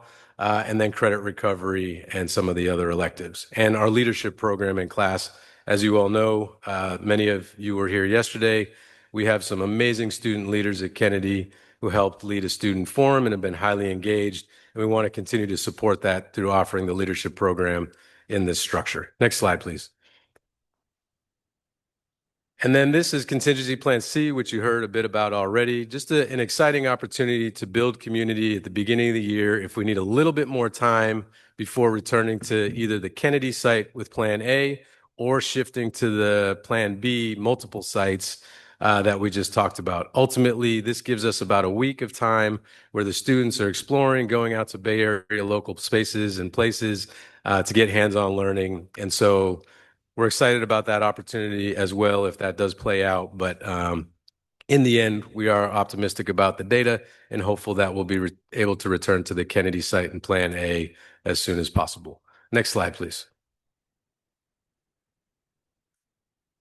Yep. All right. Thank you, David. So here we're going to talk about the considerations that have gone into for transportation for these three plans. Plan A would need no additional transportation. Students would continue with their normal transportation of driving, getting dropped off, or AC Transit, as it would be taking place on the Kennedy campus. Plan B would require some staggered morning pickup times and one pickup time after school to bus the students from Kennedy High School to Helms Middle and from Kennedy High School to the Sarah campus. So we would utilize about 5 buses, 3 buses for Helms and 2 buses for Sarah that we would adjust based on the demand and enrollment that we see on that first week of school. And then for Plan C, the transportation for all the expeditionary learning events would be provided as needed, pick up and drop off both at the Kennedy High School site for those days' events. Next slide.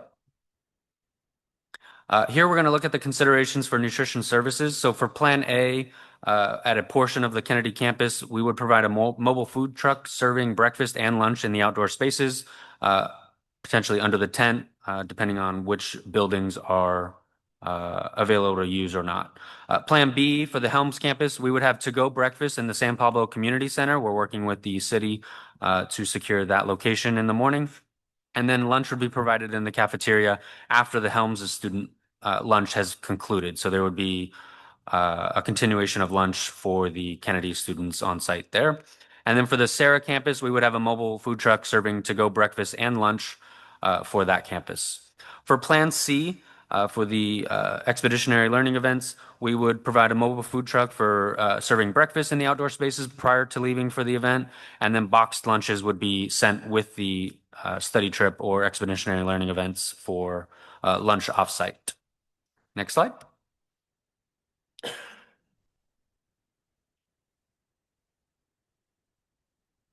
Thank you, Jeff. So walking through what our communications and strategies have been, our overarching communications and engagement strategies have included a consistent daily flow of information to our board and community through a combination of email updates, parent square posts, and social media posts and stories, and then also having a unified web page where all of that information is reposted, knowing that our community may want to review something and see it again, and so making sure that we've got one unified place where that lives. That's also currently in a pop-out on our webpage, our website. So if anyone goes to the district website, they are greeted by a pop-out that takes them directly to that one unified webpage. Opportunities to engage and ask questions have also been the structure of the gatherings that we've been working to create. We wanted to make sure that those were interactive and inclusive to everybody. So we've had opportunities for folks to engage and ask questions on last Thursday, August 6th, this week, yesterday, last night, August 11th, August 12th, and then August 13th. We'll talk through those more in detail. And at each of those, we've worked to make sure that there are explicit supports for questions to be asked in Spanish and other languages, as well as translation services offered in Spanish. And at last night's webinar, we also offered translation services in Arabic. We are working on making sure that we're doing that more frequently at our events, serving the Kennedy community and also advertising that translation. We're also leveraging our network of community partners and student leaders to help promote engagement opportunities so that folks are hearing about these opportunities, not just through district channels, but also through our valued partners. So thank you to all of our community-based organizations who have been sharing the information about these engagement opportunities. Next slide. So the events that we've had so far have included a staff and faculty forum on Tuesday, August 4th. There were approximately 70 folks in attendance at that. We had our first cross-agency community town hall last week at the Richmond Auditorium. 659 folks streamed on YouTube. 67 community members gathered in person, and approximately 30 of our dignitaries or representatives of partner agencies joined us as well, as this is a community issue and is requiring a community effort. 41 questions were submitted online, which was inclusive of questions in English and Spanish. On Tuesday, August 11th, which was just yesterday, as many have mentioned already, we had a student forum that also became really a family forum, not just a student forum. There were 75 students in attendance, and many parents joined us after filling out annual forms at orientation. Also yesterday, we had a staff meeting. There are approximately 25 staff in attendance. And last night, we held a public health webinar with Dr. Gina Solomon, Chief of Occupational, Environmental, and Climate Health at UCSF, and Dr. Peter Chin Hung, who's also Professor of Medicine at UCSF. We had 50 participants on Zoom, and that is now available on our WCCUSD YouTube channel. So we really encourage folks to go back and rewatch that. A lot of valuable information from our medical partners. Upcoming tomorrow evening, we have another cross-agency town hall that will be 6:30 to 8 p.m. At the Richmond Auditorium. For those who joined us last week, you can expect a similar format. For those who did not take the opportunity to join us, we really do want to encourage you to join us in person and also live on YouTube. We will be streaming that one again. Next slide. All right, thank you, Liz. So for here, we're going to talk about the logistics and mitigation strategies that we've taken and put in place. As mentioned earlier, the activated carbon air purifiers will be placed in all the student and adult primary spaces to mitigate the air, clean it, and purify it with the activated carbon as suggested. The adjustments to support for continuality of athletic events, making sure that those students are able to practice now and in the coming weeks for those sporting events that are coming up. The student, family, and staff listening circles that have gone on, and Liz just mentioned the dates that have just happened over the past week. Yesterday on 8/11, we had a Kennedy High School orientation here at Dijon Middle School. Communication with leaders of the potential temporary locations took place as we viewed those campuses and inspected how many vacant classrooms were available for use for these strategies. And then plans to support school safety in all the contingency plans, ensuring that the separation of students at different campuses takes place, scheduling and keeping those students grouped together at different points of the day for breakfast, lunch, and during school transitions. As well as ongoing construction, the VIMS design, or vapor intrusion mitigation system, for the new Kennedy High School campus buildings. That includes installing vapor barriers to block the gas migration, and then passive sub-slab venting systems to install pipes underground, which would reroute the sub-slab air to above the roof line. Next slide, and we'll bring David back up. We wanted to just emphasize as we round out the presentation that there is a huge emphasis on student well-being as we come into this school year, as we do every year, but this year is a special year for that. And so taking this opportunity to ensure that we have our wellness and health center components in place, regardless of what plan we're following, that we want to make sure we have structures and services that will support our students to both address the current circumstances, but then also build and strengthen the community at Kennedy High School. And then we are prioritizing clear and responsive communication as we have all along in this process, and then continuing moving forward. And so with that, we now open it up to questions. Next slide, please. I do want to just acknowledge that LaShonda White, Deputy City Manager, is here as well, representing the City of Richmond. So if there are any questions that the board may have, we do have LaShonda is here, Marika is here, and then all of the district staff and our principal are here to respond to your questions. All right, thank you for the presentation. We'll move on to Trustee Gonzalez-Hoy. Thank you. Thank you so much, everyone, for the presentation. Thank you for everyone being here. My first question is actually for Dr. Hughes from DTSC, if you wouldn't mind.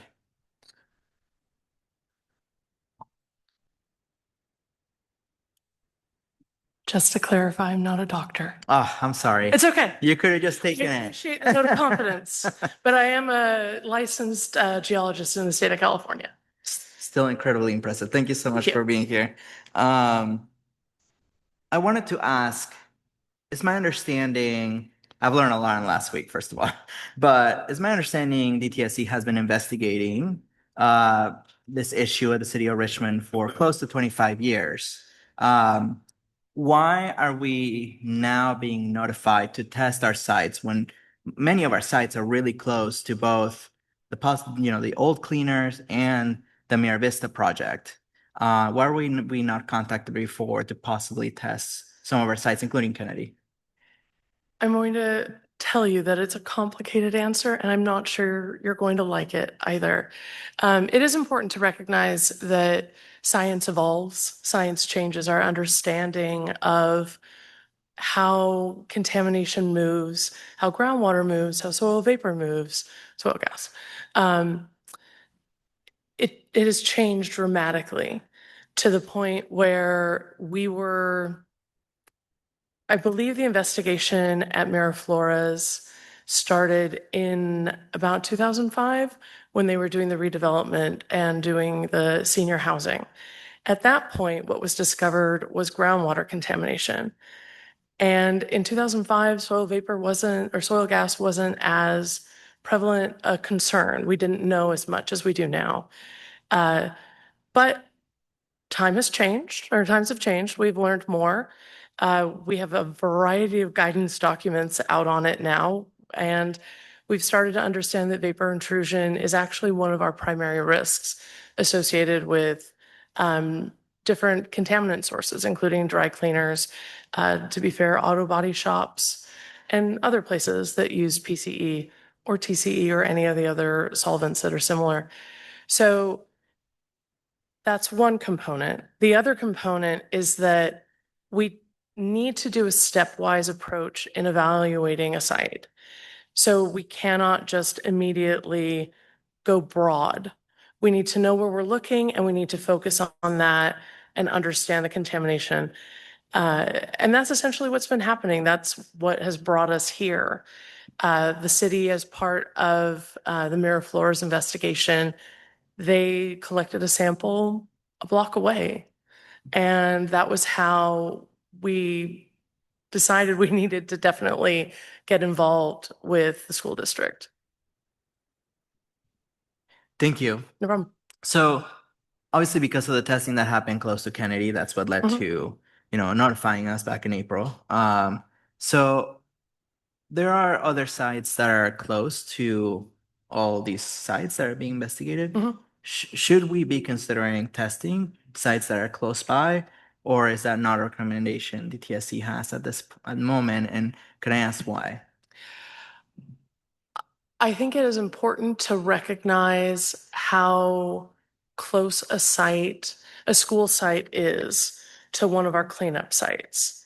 And I think it's also important to recognize if you go onto, our EnviroStore website, and if you happen to look at the map on there, it can look pretty dramatic, but a lot of those sites are closed.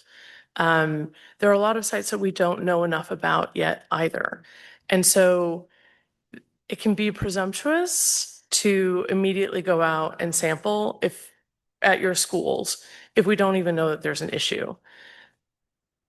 But I am positive that the school district and I will be working together to look at your schools and the locations and see if there are any particular sites that are nearby that also fall in the flow direction for the contamination, because that is another component of what we look at. When you look at the plume that we have identified so far in this part of Richmond, it clearly follows a path. And so we need to be able to evaluate a site based off of that path as well. Thank you for that. No problem. Thank you. That was my last question for you, Ms. Humes. Thank you so much. Thank you. My next question is for, I believe, Mr. Carter.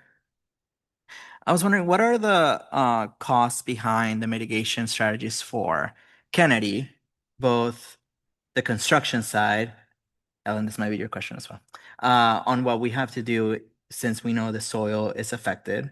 And then two, how does that affect the construction timeline long term? So it's both cost of the mitigation strategies and then also effects of the timeline. So I'll speak to cost for the mitigation strategies on campus, and I'll let Ellen speak to the construction. There are the air period. Well, it depends on the test results and how many and what site plans we end up going with. But there are the costs for the air purifiers. There's the cost for the testing of the subslab indoor and outdoor air samples, as well as all of these events we're hosting for overtime, live streaming on YouTube, potential tents that we might need to install on the campus, potential time cards for teachers moving classrooms built into our contract. We've got to move materials, furniture, and technology depending on which location we're moving to, and then moving those items back to the Kennedy campus once we reopen it. So there are a number of factors, and each plan has a different level of cost associated with it, as well as, I don't know if you're looking for specific dollar amounts or in terms of just generality of what we would need to do to mitigate this. But the air purifiers and the air testing are the two largest costs. And then I'll let Ellen speak to the construction. Actually, before we head over to Ellen, sorry, Ellen. Yes, if you could actually mention the costs of Plan A, Plan B, and Plan C for us. That was going to be my next question, if you could detail it. Plan A obviously is just the mitigation strategies for Kennedy, and hopefully everything comes back positive. But yes, I would love to know the cost of everything. Sure. We haven't gotten exact quotes or invoices yet from Socotec for our indoor-outdoor air testing and subslab vapors, but we do know it's just north of about 100,000 for the 26 tests that we did this past week. That does not include the about roughly $20,000 for the 6 soil tests that were originally took place in July that identified the PCE originally. So all the plans would include those costs. Individually, Plan A will cost roughly about $100,000 for the air purifiers, moving the materials and furnitures, the tents, and time carding and signage that would go with Plan A on-site campus.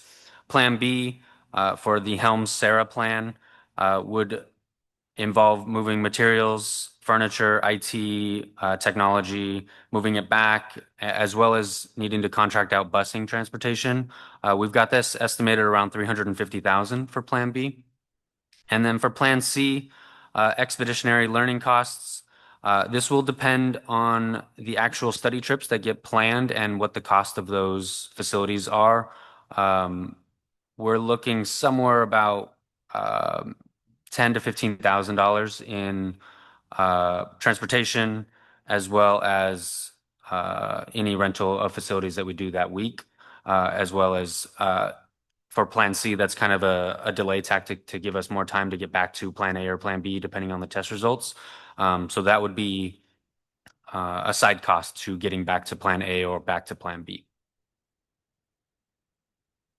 Thank you for that. Yeah, and then I'll let Ellen speak to the construction costs. Good evening. So as far as the construction timeline goes for phase 1, we did experience some delay with this. The contractors were pulled off-site for the initial time period while we were doing the testing, which couldn't have the construction activity could affect the tests of the outdoor air. So we wanted to make sure that we had the best data possible. So we moved forward with that. We also are in the midst of designing the VIM system that Jeff referred to earlier that needs to be installed under our foundation. So we've moved forward with components of it, as far as like the elevator pit and some of the early components that we were able to have before the design was finalized.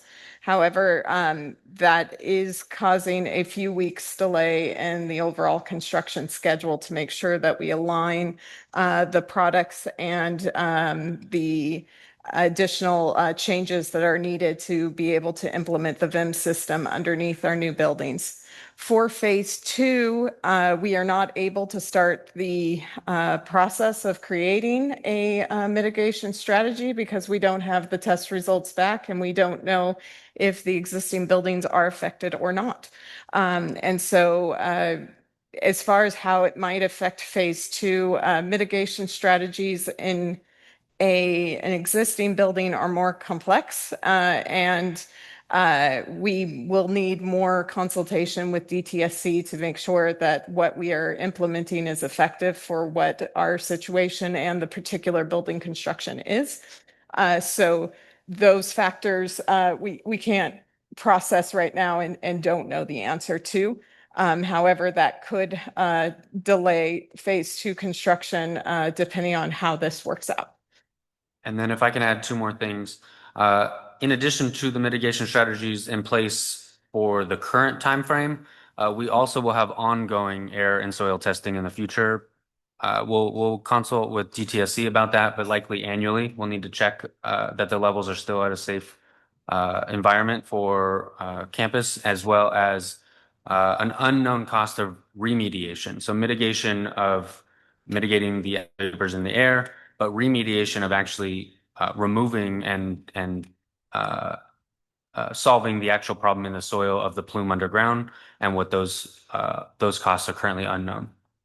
The other cost that is still being developed is the actual cost of the VIM system itself. So that design is being completed as we speak. And so we have not been able to get a proposal of what the totality of that cost is. However, we've been told that it's approximately $4 to $6 per square foot. We have not been able to validate that number, but that is the industry number that we were able to obtain. And we will confirm once the design is complete for our specific building.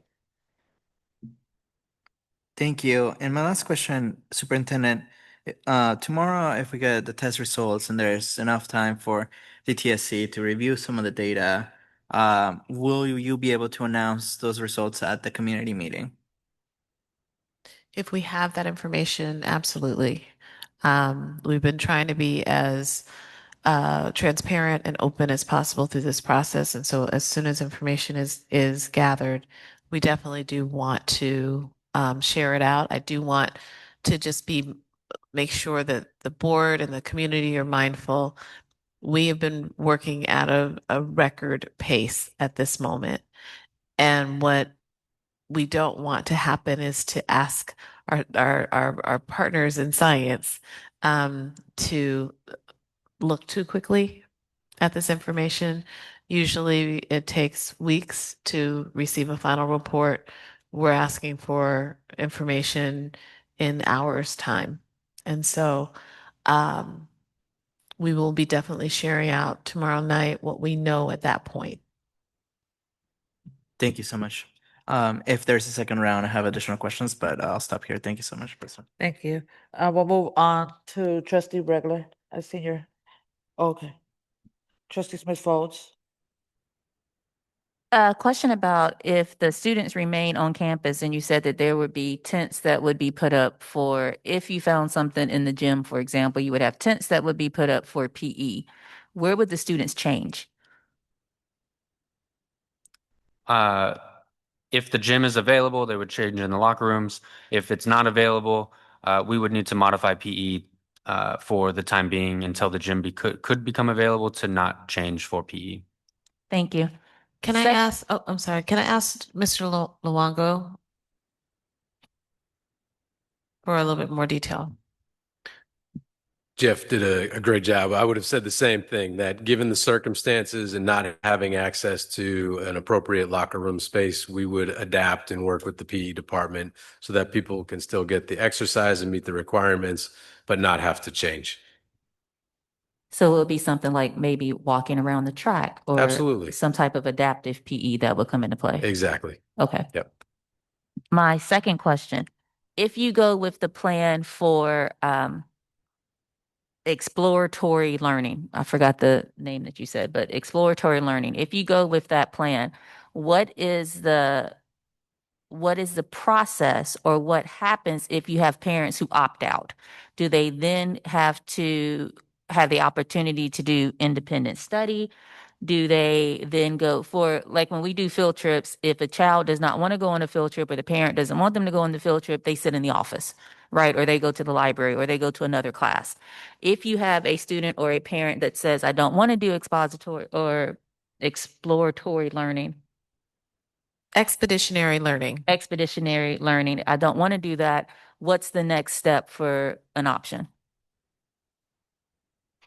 So, given all the work we've done up to this point to create these different plans, we now know that we have spaces available, so we can approach that situation in a way that accommodates the needs of our students. So, if in the event that we're not able to follow Plan A yet and be on the Kennedy site, and we know we have access to, say, the Sarah campus and or the Helms campus, if we do the expeditionary learning Plan C, in my mind, we're still working out some of those details, but one of those sites, take for example, Sarah, which we'd have more flexibility with, could be set up as a space where we have an in-person support component in place for the students that don't participate, that can't be on the Kennedy campus. Thank you. Yeah. My next question is, do the SPED teachers follow their students when they go to Pinot Valley High School? I will do my best, and I'll defer to our SELPA director if in the event I don't catch it all. So in the event that we need to move to Plan B, would the case managers move with their students for the ESN and MMSN programs to Pinot Valley? And my quick response would be that yes, they would. And then I don't know if you'd add anything else. Yes, they would, but to my understanding, it still needs to be determined by HR. Thank you very much. Two more questions. Usually in the beginning of the year, when you are in your sciences, especially your biologies and your chemistries, you go through kind of lab prep. This is how you do the face washing station. This is how you use the microscope. This is how you do X, Y, and Z. With our students, if the students are displaced to different campuses, will they be able to use the labs on that campus? For example, will they be able to use Ham's lab to say, this is how that lab's going to look? Or will it be something that we modify and say, okay, we're going to watch something through technology, like this is how you would do it. So when we get back to campus, we'll be hitting the ground running and we'll make sure that we have that covered. Is that a clear question? Absolutely. And I would say it's a little bit of a both and, but not so much using the Helms equipment, but it might take us a minute to get some of the Kennedy equipment to the alternative site. So we would have access through the different folks that we're working with to move materials that, although they may not have them on day one, we don't typically do science experiments on day one. So the introductory, the safety components, all those pieces can still be done without those components. And then however many weeks out that we would need it, we would have the time to be able to shift those elements into those spaces so that students would have access to those experiences. Thank you so much. My final question is to you, Mr. Carter. I just want to make sure that I got the math right. Across the plans, there's going to be about $120,000 because $20,000 for the soil testing, $100,000 for the other testing. That's across the board. So that's for Plan A, Plan B, and Plan C. But if you look at Plan A, you're going to add $120,000 plus $350,000, so you get $470,000, right? Or is it $350 with the $120 already added in it? No, it'd be, so if we went with Plan B, it'd be the 350 plus the 120. That's We- Plan B, right? Yep. Oh, yeah, that's If we Plan went, B. if we went Plan A, it'd be the 100,000 plus the 120. So it's 220,000 for Plan A, Yeah. 470,000 for Plan B, and for Plan C, it's 120,000 plus the 15,000 plus the 135. That equals 135,000, right? Correct. Okay, If we moved from Plan C to Plan A. Okay, and I just want to make sure. And then I heard you say that that doesn't include remediation and the annual testing, correct? Correct. Okay, thank you very much. I am complete. Trustee Reckler. Thank you very much. Okay, so in no specific order, at Sarah, is there still an adult school and classroom and offices there? Yes, there is currently active adult schools at Sarah. Will people be okay there, or will they have to move too? They would have to move off campus first, and then we would move on the Kennedy campus. Okay. Athletics, where are you thinking those might be held? Yeah, it's a great question. So if the Kennedy campus is deemed safe outdoors, then we would have access to our outdoor facilities and then be limited with the indoor piece. So we'd relocate our indoor. The only indoor team this season is our volleyball program, girls volleyball. And so we have a lot of flexibility with that. I don't want to put any names out there right now if it hasn't been finalized, but we have multiple gyms we'd be able to access without significantly disrupting school activities for that particular school, but then also accommodate the girls volleyball team. It's anticipated with the outdoor piece that we'd have more flexibility. One of the pieces we need to figure out is whether or not the field would be cleared for games, given that we would need access to locker rooms. So the hope is that the gym would be available for changing for football and games. If not, then obviously we'd need to look at an alternative site for our football program, which would require some more collaboration with folks. And then, if necessary, games could be switched to away games with the schools that were lined up to play, so that we would not actually have to host at the Kennedy site for this season. And if athletics, all right, suppose it's Plan B, Helms, Sarah, and you have athletics at different sites, bus to get them there and back. Yeah. Okay. Okay. For experiential learning, I'd like to know a little more about. I think this is fabulous. So I'm psyched for the experiential learning. I'm curious how it will work though, how you pick sites, how kids would get there. Just any ideas about, I mean, we may learn a lot from this. I think this is actually pretty cool. Yeah, you're not alone in the energy and excitement behind the idea. So it might be something that comes up again in the future for other sites. But in the meantime, there's been a lot of discussion and planning with our college and career team, and then a lot of other folks who are helping to support brainstorming locations, and then also figuring out how do you bus, say, roughly 500 students to a variety of locations.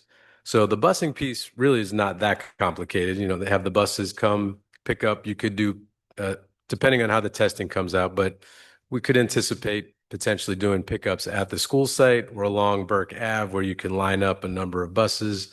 And then from there, you would go to whatever, you know, there's a couple that came up today. There's the Rosie the River Museum is super close. You could, you know, spend a couple hours there. And then there's also other Richmond museums. You could also have it if you're going to local museums that are super close.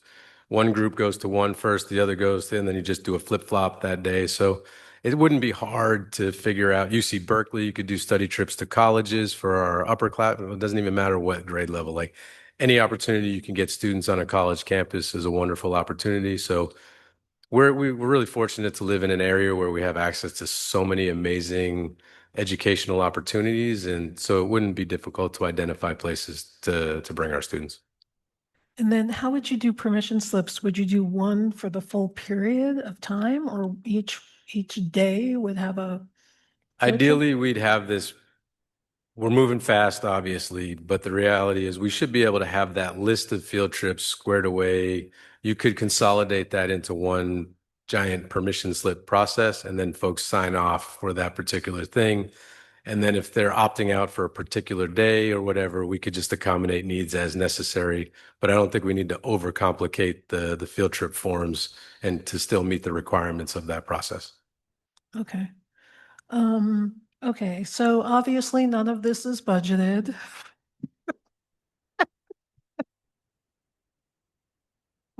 So may I ask what funding sources this is coming from? Yeah, this was not expected. This is not in the budget as a line item currently. There would be a combination of funding sources.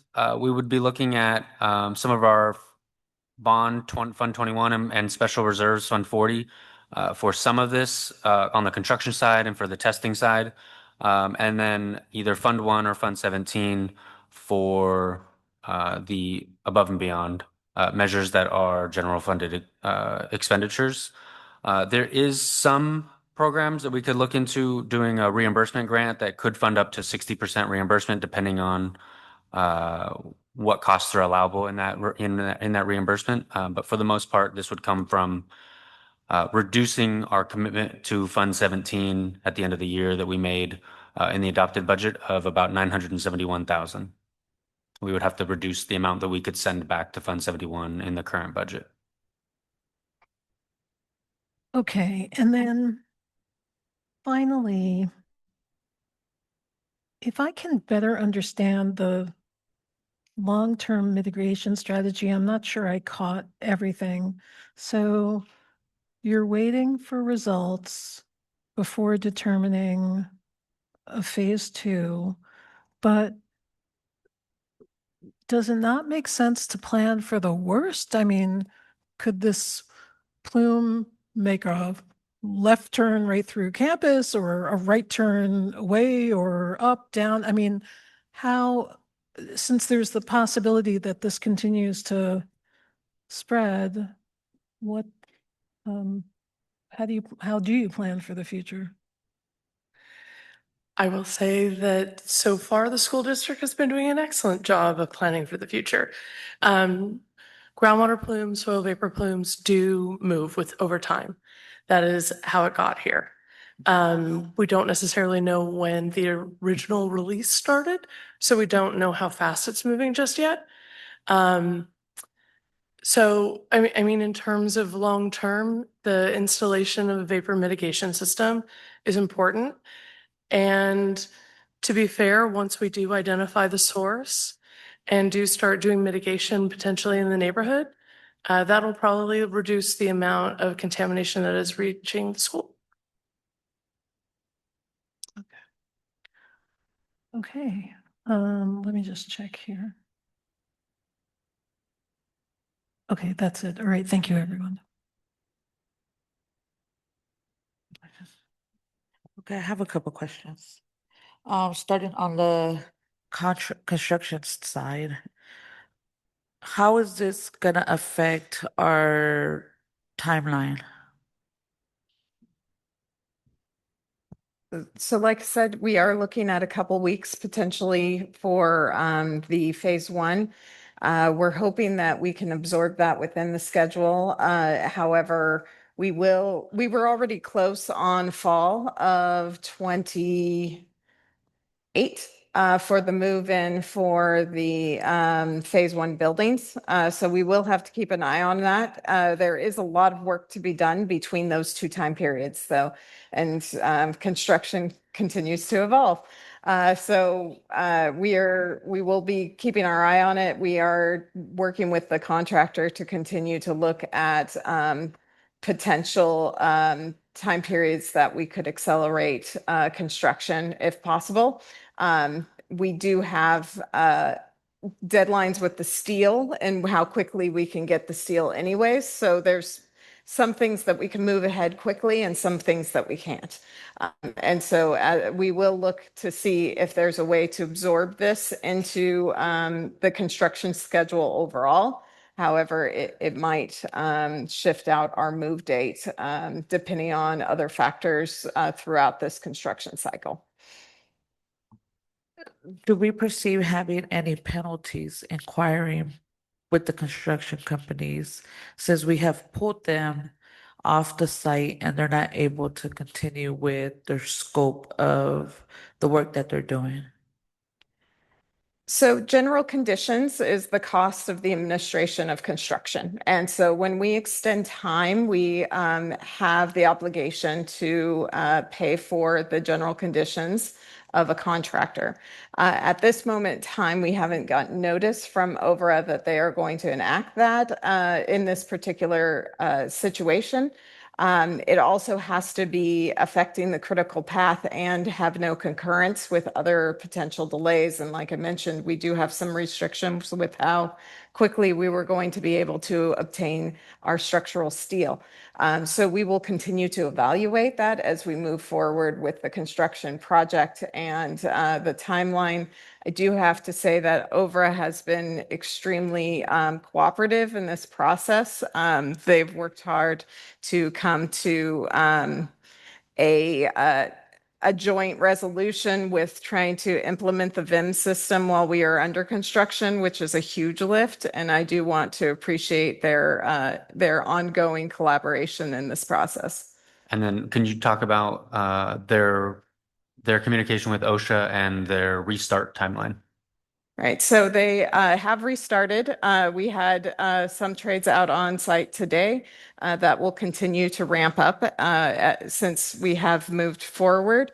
OSHA did confirm that the levels of outdoor air or the levels of the underground vapor did not impose a commercial or industrial hazard, so that they were able to continue to work on site. And then I did want to mention that our construction company has appreciated our communication with them throughout this whole process and are looking for ways to get involved and potentially help with expeditionary learning or other avenues as well, if they can. Okay, so you talked about testing having to be done after. Do we have a schedule? Because I think I heard you say yearly, and that is yearly for how many years? Or is that just yearly for the rest of till we figure out where this plume is headed or done or? So that will depend on the test results and how severe we're looking at, and that'll be in collaboration with DTSC to give us that recommendation. Okay, so are we maybe this goes to, I don't know who. Are we in communication with our labor partners, especially when we're having these conversations about the different options that we're moving towards? So we're not planning or coming up with ideas that might not be fruitful because of contracts or labor stuff. So are you guys meeting with labor when you guys are having these big ideas on the planning A, B, or C and how that looks like from their positioning? So I've been meeting with all the labor groups regarding this situation up until the point where we had the plan ready, and so that I can talk next steps with them and meet the contractual guidelines.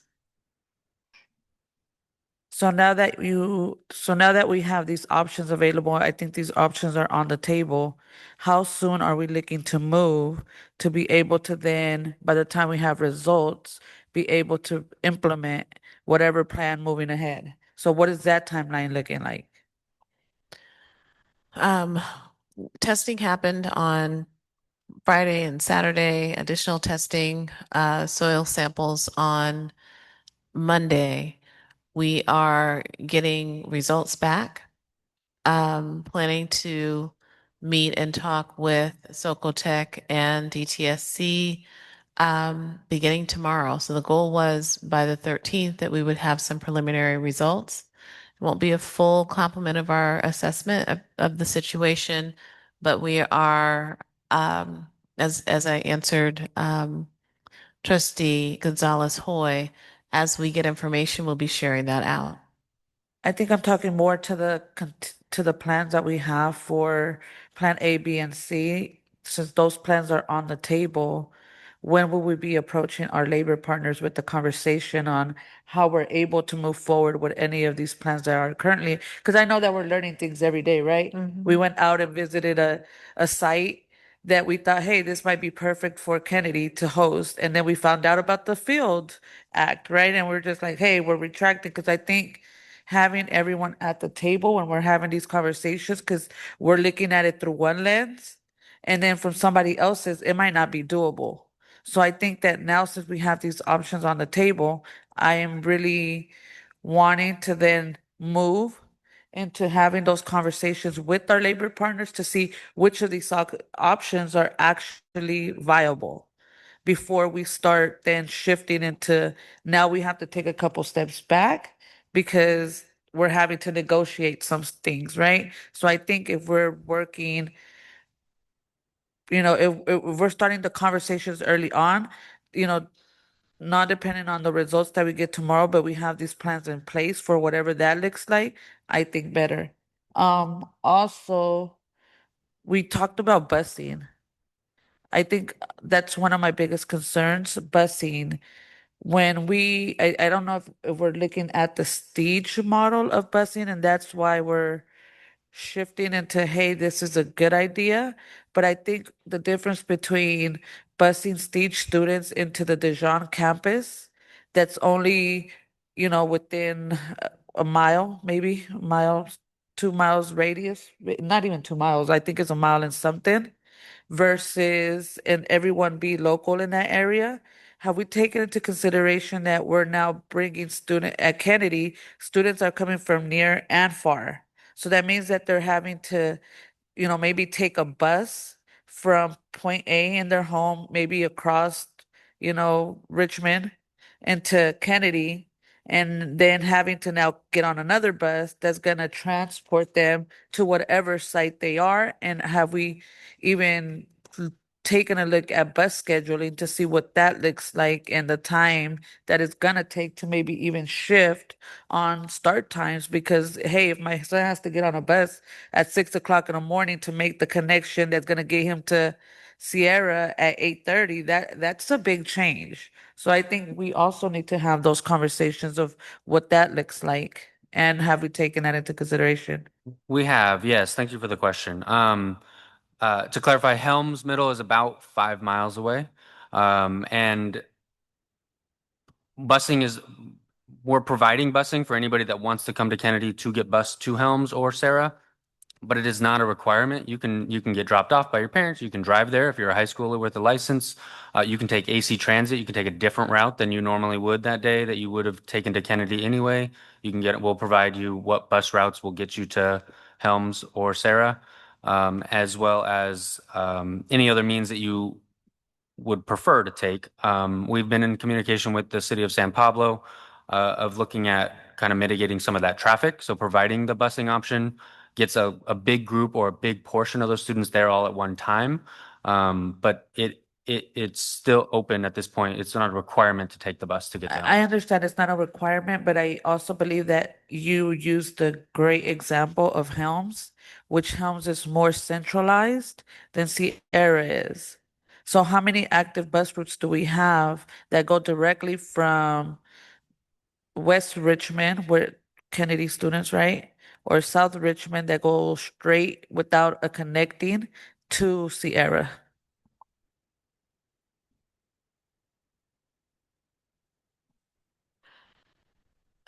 We will look into this with our agency transit partners. As someone who grew up on that very bus line, I can tell you that the number 7 bus will get you very close on both ends. But the fact is we do need to look at that really carefully and have the same kinds of conversations with our transit partners about this that we do regarding Betty Reed Soskin at Pinole Middle.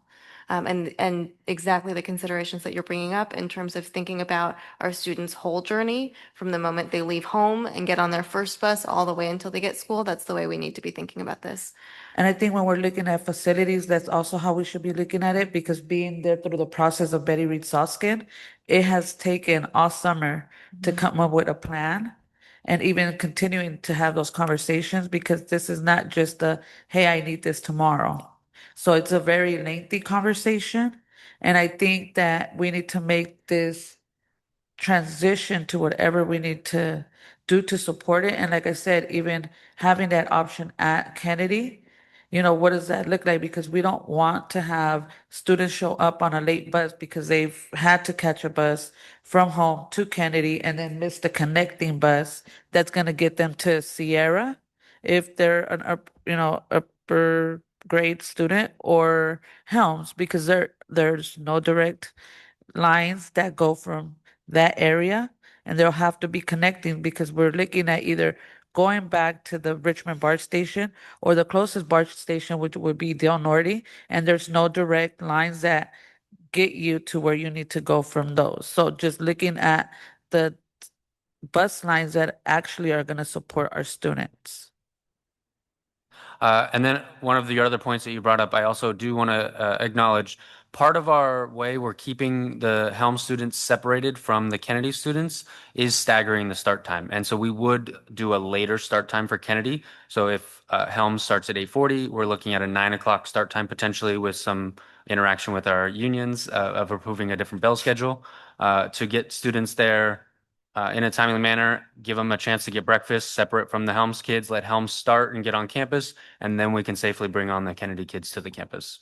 And I think when I'm talking about, doing this in partnership, I know that we're moving pretty fast, but I think some of these ideas need to now be even transmitted out, because you just now put in something else that might be a block for family, right?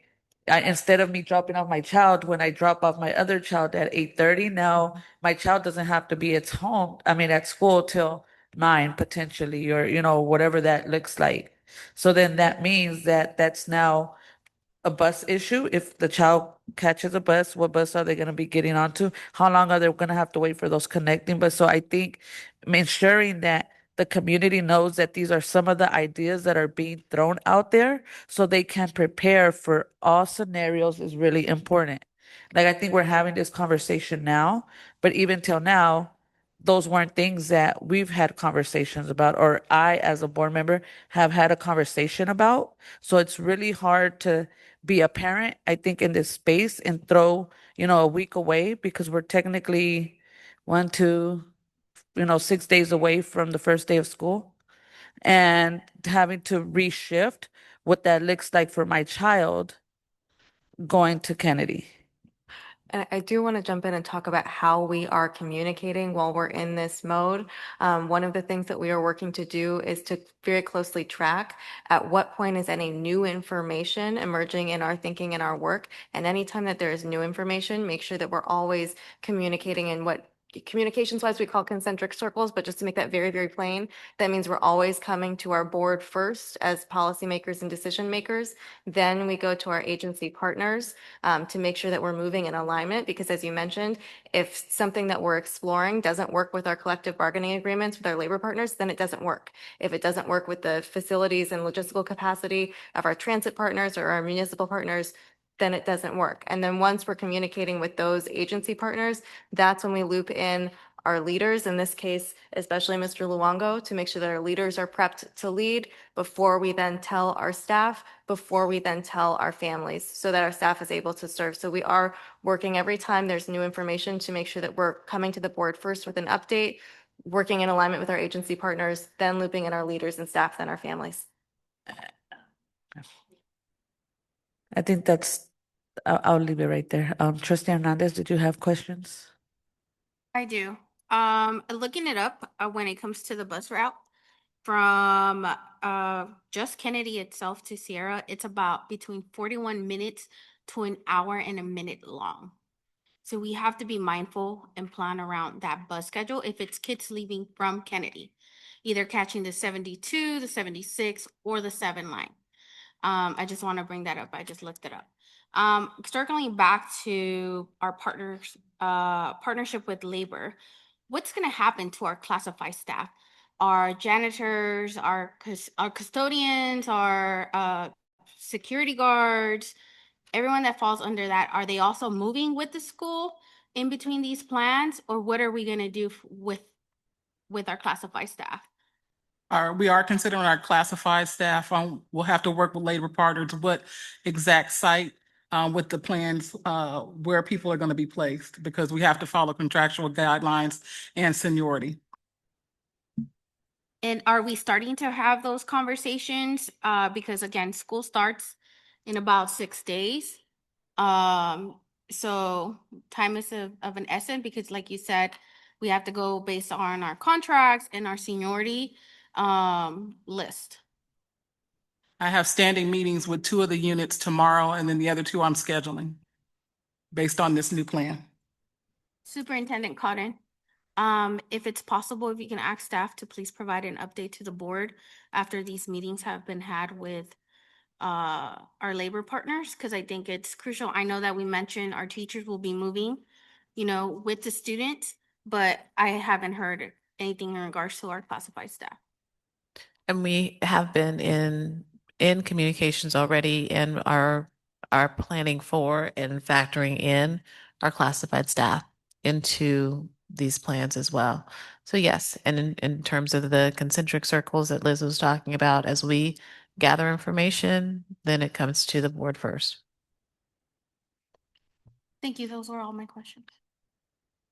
Trustee Gonzalez Hoy. Thank you. I just have one last question that hasn't been asked. I appreciate everybody for your great questions. Mr. Luongo, I have a question for you. First of all, Mr. Luongo, I just want to thank you because you have stepped into this role in such an amazing way. You're the new principal in a really difficult situation. So I just want to thank you, for everything you're doing. Through these contingency plans, I know you met with ILT today. Do you feel like teachers will be ready to implement or to teach within each one of these plans for Tuesday? I come from the elementary world, so for me it's like setup of classroom and all that. That's obviously not for the high school. But do you feel like the teachers would be ready to do a plan A, plan B, or plan C if necessary? Yes, we'll be ready. Yep, Okay, that was an easy answer. All right. Sounds good. Thank you, Mr. Longo. Yep, thank you. I just want to circle back to the transportation issue. The expectation is that students can have transportation to school on buses that the district is providing. If they opt not to do that and opt to go the route of, AC Transit or a parent dropping off, that's a choice that they have as high school students. But we will be providing transportation for our students to whatever, if it's determined that we need to plan for temporary relocation, we're planning to provide that transportation for our students. They have options. These are our kids who have driver's licenses. So they have options, but our first priority is to make sure that kids have a pathway to get to school that is safe, that is supportive of them getting to and from school in a safe manner. I think I want to agree with you on that. But even though we're giving them options, I think we are relocating, like you said, high school students. And this is adding, especially with some of the sites that we are thinking of, the proximity to the additional time that they will have to commute to get there, whether it be on public transportation. And you're saying, yes, a lot of our students can't, might have driver's license, but we're also talking about 9th and 10th graders and 11th graders that might not. So seniors, yes, everyone else under that, they might not. So I just, really want to highlight that, that we need to also take that into consideration on how we're going to support, especially because I've been a big participant of Kennedy and being at Kennedy on a daily basis throughout last year, seeing how students trickle in, I think right after the bell rings and having those issues presented at Kennedy, how are we going to support our students? I don't want to see a big drastic drop of, hey, we're now going from already a low attendance to even lower because now we're moving somewhere that's not accessible to our students as potentially they could have been going to the direct site. So I'm thinking, just on that. And I think, like I said, Helms is the exception because it's more centralized. But I am concerned about Sierra and the limited transportation access that there is to get to that site. And I would just love to add, part of the thinking behind the later 9 o'clock start time is to give students more time to get there, and they would still need to arrive and get to Kennedy campus at the 8:30 time that they were expected to be there anyway to get on the 8:30 bus. And we would stagger the second bus, either 8:50, 9 o'clock for the late bus so that kids that did miss the first one could still get to Helms in a relatively short time frame. But we are looking at giving students that need to take AC Transit or ARPA more time to get there by the 9 o'clock start time. And I'm glad that you clarified that because I think without having these conversations, nobody until before this, I didn't know that that was even an idea out there. So thinking 8 o'clock start time and how now students have to take that additional, time earlier on in the morning, especially now that we're getting to those dark, days where time changes and it's darker when they, leave the house. And it's so just configuring that and knowing that that is an option that you guys are thinking through should be something to kind of take the weight off of some of the stress that comes to, hey, now we have to look for earlier transportation when it comes to our students. I just want to remind everyone who's listening, the goal is to have kids back on that Kennedy campus. And so this would be an episode that would last no more than 60 days. Could be no time at all, could be a week, could be 2 weeks, but it's not something that extends beyond the first, at the most, the first quarter of school to be able to put mitigation strategies in place, make sure that there are acceptable levels for kids to be back on that campus. So it's being mindful of we're talking about a very brief situation for our students and staff.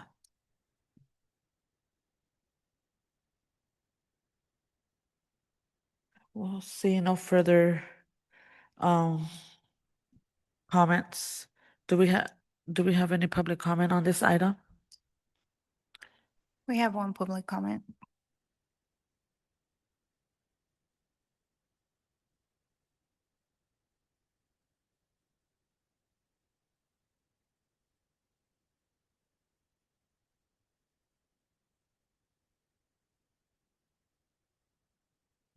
Sloan Harrison, please unmute yourself. Yes, I just wanted to say thank you, Superintendent and her staff for doing a good job on the best you could in the situation we was in. And I hope that this type of service continues because that has been a big problem and a barrier in our district with communication and transparency on things. And it gives parents an opportunity to participate early instead of, the lag of learning loss because parents don't know or caregivers don't understand. And these are the little questions and things that need to be discussed in the public so we can get a better understanding of what needs to happen and what can happen and what the district is going to be supportive on with this big transition. A lot of the times in these type of situations, I didn't see from the district a lot of concern about communication and how the community felt about the change, even if it had to happen. So thank you for putting in a lot of extra effort and definitely including the youth. That was the most excellent part of this transition that I'm seeing happening, that under the newest superintendent's leadership, the youth have been included a lot more, and Trustee Foles is starting to speak towards the Black youth, especially. So I definitely am in line with including our children and our youth in our solutions and our changes. So thank you. I'm complete. Okay, Next public comment is Francisco Ortiz. Please unmute yourself. Good evening again, everyone. I just wanted to express and clarify that UTR as an organization, we've learned about the three different options, today. We have been in communication with our teachers who are incredibly excited to meet their students, but as you can imagine, there are so many different questions, and with the overall goal to be on campus as soon as possible, with that being on the first day of school. So very much looking forward to tomorrow's town hall, getting some good news. But however, while we have met with the district on several occasions and asked about, what possible scenarios there were, those were not articulated when we've asked about them, or whether if they had already been communicated to site staff. And so, knowing about Plan A, amazing, and that the two other campuses that are put up for consideration, this is the first time that we've heard about it, and as well as the expected share in their learning. And so we definitely want to continue to be partners in resolving and ensuring that our students have a safe return back with their educators back at the Kennedy campus. And the more that we can be in communication, the better. And so I just wanted to clarify that if there was any lingering questions around that. So thank you very much. That concludes public comment. Well, thank you to those who give public comment. Do we have any final board comments? Trustee Reckler?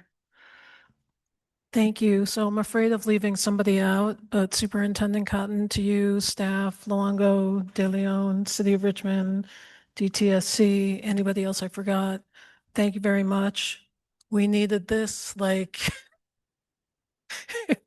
like, this just, ugh. I'm so sorry this happened, but here we are.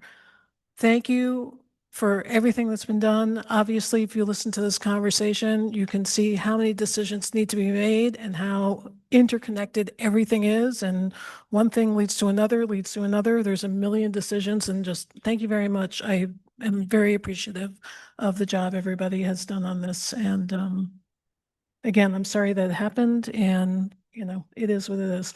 Also, students might get a really good college essay out of this if you're writing for college. And remember, it's not about that this happened, it's that it happened, and then what did you do about it? And there could be really good stories around flexibility, teamwork, resilience, experiential learning. That's the one I'm most excited about. It depends on how you approach it, but it could be something really great. So thank you very much.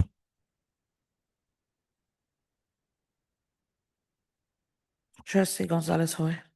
Thank you, President. I want to start by thanking parents and students for their flexibility, their urgency, their patience as we are figuring this out and working with our partners to learn about these issues. I think some of our staff members might start applying for DTSC after this, of everything that they have learned. I hope not, but it's incredible to now hear our staff talk about all these issues that they just learned about a week ago. So I just want to start by thanking them, thanking the Kennedy staff.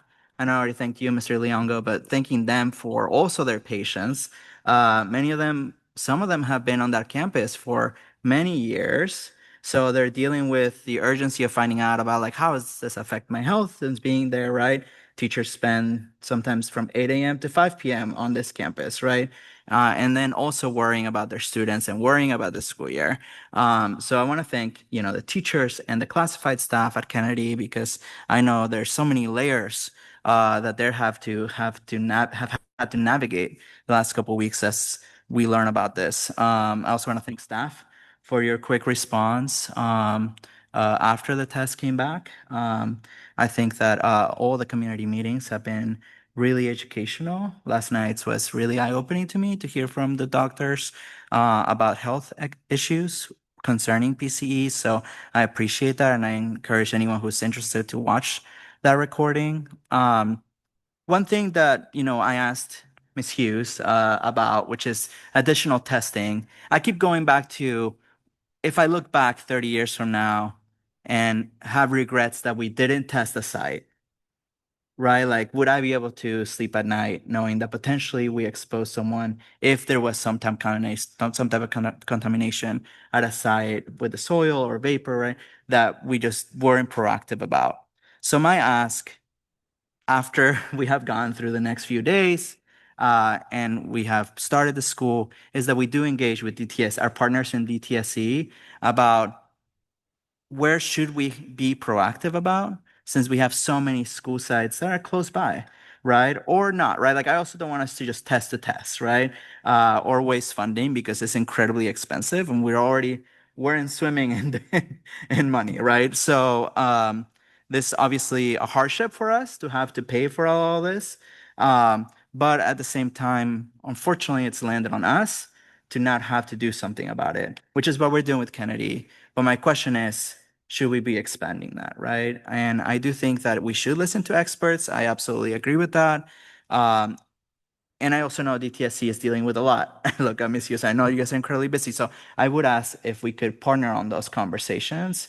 And then we come up with plans, right? Like we're doing now, to think long term about our elementary schools that are close by, because like I mentioned, we have a lot.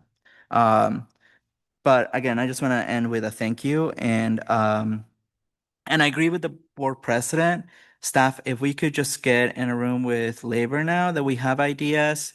I know we're kind of waiting for this testing, but I also wouldn't want the first day of school to have to be postponed because we didn't have a deeper conversation on one of our ideas, right, with them about how that would affect working conditions or how it would affect, teaching, right, or whatever. So I would ask that we spend quite a bit of time with them tomorrow to get their perspective, get their input, and also collaborate together.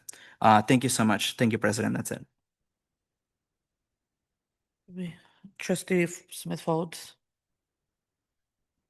I don't know all the operational ins and outs to like the expository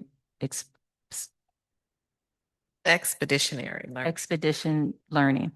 But one of the things that I would like to put out there is, if we have a group of our seniors and even our juniors, if we can take them to Martinez to get registered to vote, since we're taking them somewhere. So I would like to put that out there. I don't know if you already have it on the list, but it's something that I would like to put out there. I don't know if it costs to get a real ID or not. I don't know if it costs money, but maybe it does. But just having if we have some people come in as well as go out to have these conversations, maybe if we do the option where we have 2 campuses, some of the things that we can bring in, like if we're looking at our high school level, are including things like they can come in and do the registering to vote. Somebody can come in and have a conversation about a real ID, or some of those things, financial literacy, some of the things that we know that we have space to where we can really fill in that real life education for our students. So if we are thinking out of the box and we're being hyper creative, which it seems like we are, I just want to throw some of those things out there. Hopefully they stick to the wall as well. I'm complete. Thank you. Oh, I'm not complete. I'm a liar. Mr. Carter, Fund 71, the title of it is our retiree fund, correct? Yeah, other post-retirement employee benefits, OPEB. Thank you. I just wanted the name instead of the number. I appreciate it. I'm complete.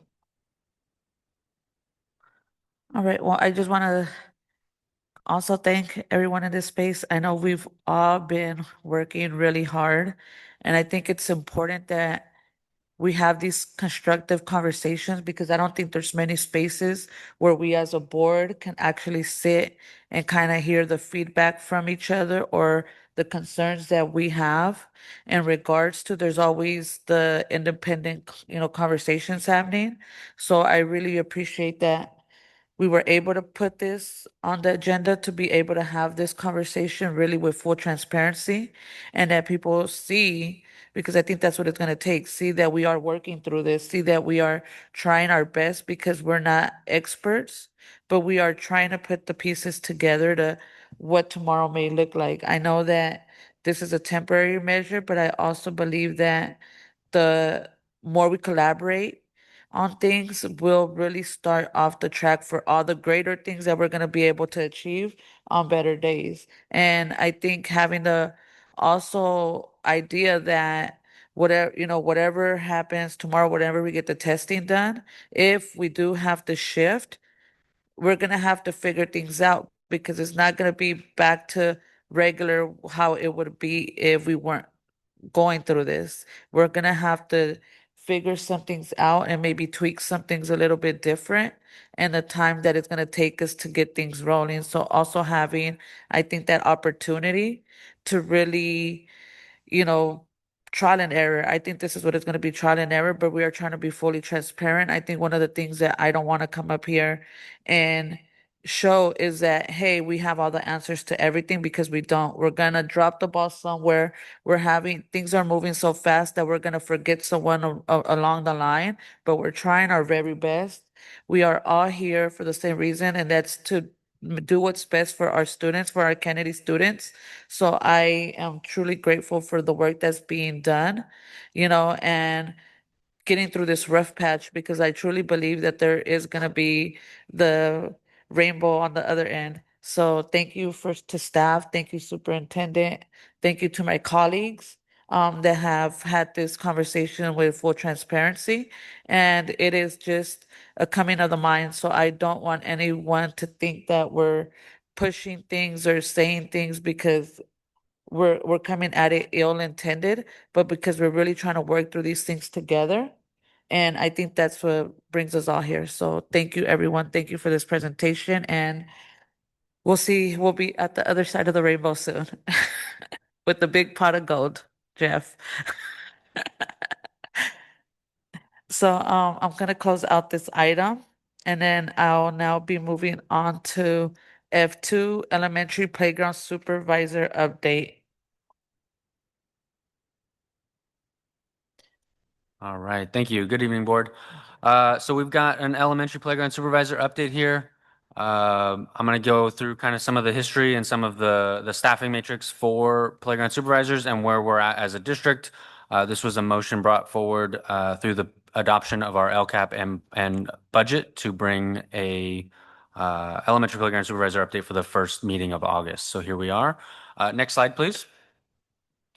So I was able to find staffing formulas back to the mid 2000s, I think 2005, 2006 school year. Prior to COVID, our staffing matrix formula for yard supervision was 1 hour of yard supervision per 100 enrollment. Since COVID, that was modified slightly to 1.5 hours of yard supervision per 100 enrollment at each school site. And then in 25-26, that was increased to 2 hours of yard supervision per 100 enrollment. Through the fiscal solvency plan, that decreased the staffing formula matrix for 26-27 in order to reach our goals, our target goals of being solvent in 26-27 and 27-28. We brought it back to the historical levels of 1 hour of yard supervision per 100 enrollment. One of those things that to consider is basing a staffing matrix on a level of enrollment while we're in a declining enrollment history. Next slide, please. You can see from 2013-14 through projected numbers through 28-29 where our enrollment level was and is at, as well as taking in mind that the TK enrollment is added in here that boosted and supported some of this enrollment decline or mitigated some of it as well. So while we're staffing yard supervision per enrollment and we're decreasing the staffing ratio of per hours per 100, we are also looking at less enrollment overall. And so that would staff some of these school sites at a lower number of hours than historically they've become accustomed to. Next slide. Here we have the 26-27 playground supervisor allocations per school. Remember, these positions are just for elementary schools. Secondary has campus safety. So for elementary schools, you can see a comparison here of 25-26 to 26-27. And if you recall, we're going from 2 hours per 100 to 1 hour per 100.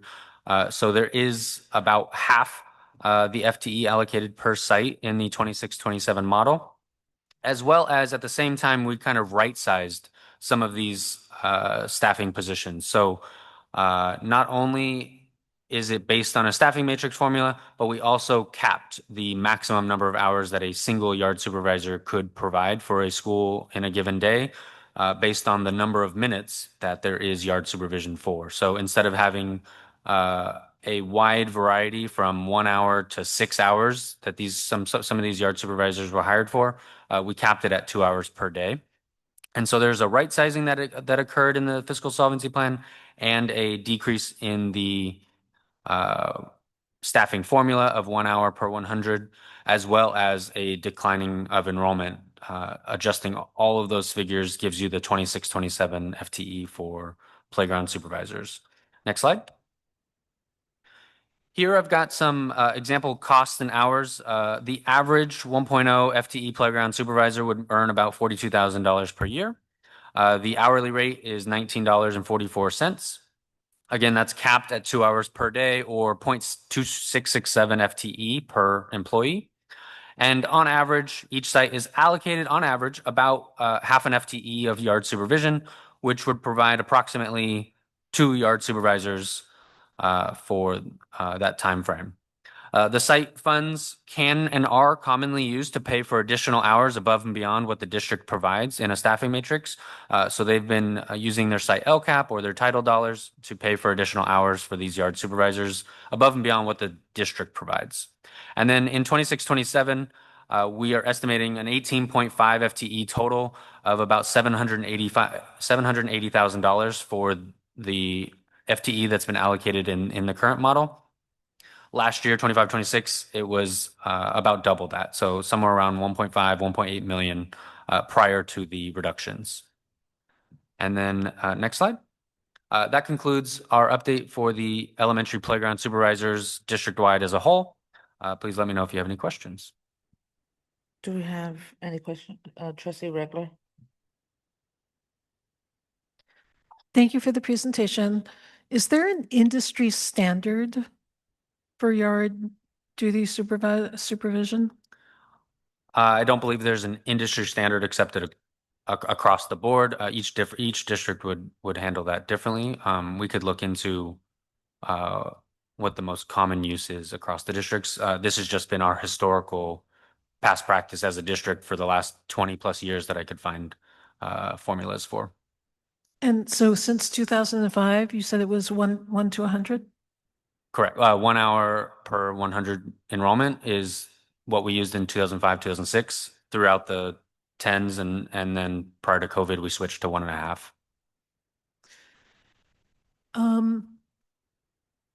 Can you look, or did you look, or is it possible to look at number of incidents that happen during that period of time, whether it be suspensions, I don't know, let's just say, let's just call it all incidents. Thank you for that question, Board Trustee. So when you look at number of incidents, it is considered a safety concern. And so that's how we look at it, as a safety concern. And then we do an evaluation of the campus, and we use what we consider CPTED principles, and that's crime prevention through environmental design. And these principles, they talk about natural surveillance, sightlines, They talk about natural access control, how you get on and off a campus, territorial reinforcement. So that's the fencing around the property, the maintenance of the property, and then the activity, which means personnel. And so those are considerations. But in terms of does that mean that somebody necessarily gets an additional body? It is a consideration, but it doesn't necessarily mean that somebody would get a person because of a certain amount of incidents. So did any elementary school get more due to incidents, suspensions, fighting, kicking, the layout of the campus? Fairmont has nooks and crannies. You could stand at the top of Madeira and see a lot. I mean, so did everybody end up with the same? Everybody gets the same base ratio. Due to some grievances, due to some other things, there have been additional FTE allocated based on the number of hours somebody's provided if they've time carded too many days in a row.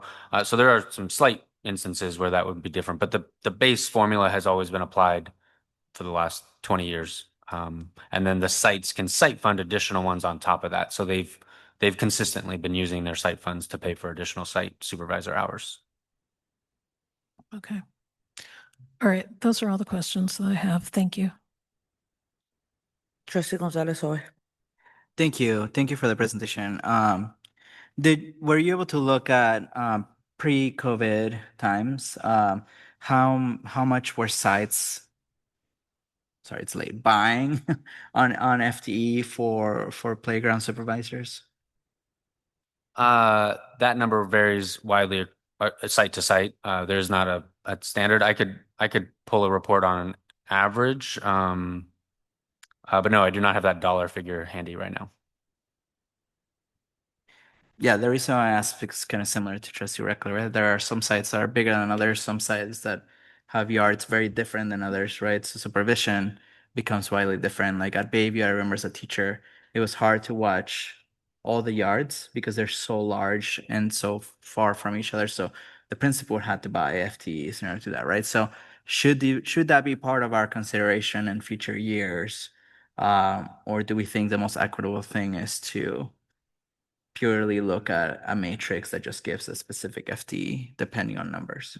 Yeah, historically it's just been based on equity. And site to site is different in who gets involved. I mean, some sites have teachers, supervising during playground supervisor, during recess times, or some people have volunteered parents that come and do it as well. So it varies site by site of how much they're paying for and how much they're getting provided, but equitably we provide a straight formula. But it could be reconsidered as an idea. Okay, thank you. I'm done, President. Thank you. Do we have any further questions? Zena, I have a question. I just want a clarification when you talked about the cap and what that means when you're like, 2-hour cap per, yeah, what is that? Yeah, so the number of recess minutes and lunch minutes, so time outside on the playground, is about 2 hours per day as an elementary school. So if we're staffing more than 2 hours, they aren't doing their job description. They're in the office or they're doing something else that's not yard supervision if they're on site for more than 2 hours, because there's only about 2 hours of yard supervision time in a given day for an individual person. Okay, I'm just trying to grasp that about 2 hours pay, because I know like some sites have staggering recess, right? Like they have 30 minutes of recess for one grade level, 30 minutes of recess for another, then here comes lunch and everybody's, so what does that look like when you're Yeah, talking exactly. about- So every site would have a different bell schedule, but on average across the schools, the minutes for yard supervision is about 2 hours per day. And so we were looking to maximize the number of people that a site could use, right? If we cap you at 2 hours, you can use, and you get 4 hours, let's say, you can use 2 bodies to use for the same 2 hours of yard supervision. Versus if one person was hired for 4 hours as your full allocation, you only get one body watching the whole yard for 4 hours. So we were trying to maximize the number of people and number of bodies that could be utilized for that FTE to cover the vision of the yard. I get that. And have you seen that be more of a positive impact than having one person on their foot? And I'm also thinking of like, how do we keep people at jobs, right? Like, how do we keep them as staff? Like, is someone gonna take a job to come in for 2 hours and go home and that's it? Like, are we able to staff these positions with that small allocation versus, hey, ensuring that we're bringing them on and saying, hey, we're gonna give you 4 hours and we're just gonna have you on the yard all day, and keeping that consistency versus how hard, I mean, any feedback on that from sites? Yeah, feedback has definitely been more bodies are better than one body for longer, right? So you have more bodies on campus watching multiple areas of the yard versus one person there for 4 hours, but there's only 2 hours of yard supervision that can occur. So they've got additional hours that are not on the yard. So the feedback has been more bodies to better utilize that FTE and keep a standard across all districts for a hiring purpose of how many hours we can hire for a position. And a lot of these employees are parents of kids at that school. And so they're coming in for the 2 hours, or they live nearby and they're just coming for the 2 hours of yard supervision, and they're not needed there for the entire 8 hours because there's not kids on a yard for 8 hours a day.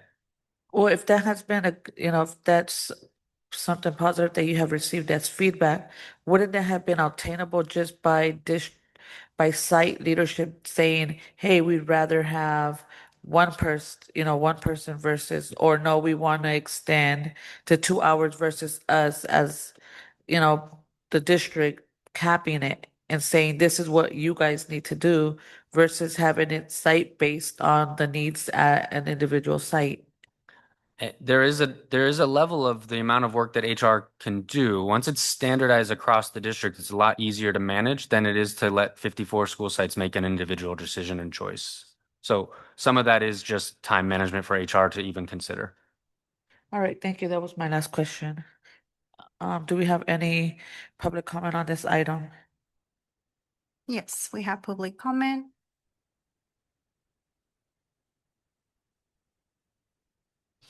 Jean Kitchener, please unmute yourself. Good morning, board. I want to address how TK is propping up the enrollment numbers, but we're not thinking about TK as needing an extra body. Legally, TK cannot go on the big playground equipment because it's 6-year-old and up. We have our own playground, our own equipment. We need more than one, but let's say we have one adult on a TK playground. Then we need one adult on the other playground watching the watching the 4th through 5th graders, 6th graders, while one's in the cafeteria watching the 1st through 3rd graders eat lunch. And it's not even safe to have one person on the big yard or on the TK yard. But we need 3 bodies to cover those 3 minimum areas. So I don't know. I'm just worried that our kids are going to get hurt. And that, like I said, we don't even really legally have the option if we wanted to take the TKs and the kindergartners out to the big yard when the 4th through 6th graders are there on the play equipment and stuff, because they're not even legally allowed to be out there. It just makes it real difficult for us, and no teachers cannot be watching them during lunchtime because we have a duty-free lunch. I'm wondering, maybe there's suggestions for the site, or I don't know. It's just, I'm worried about kids getting hurt.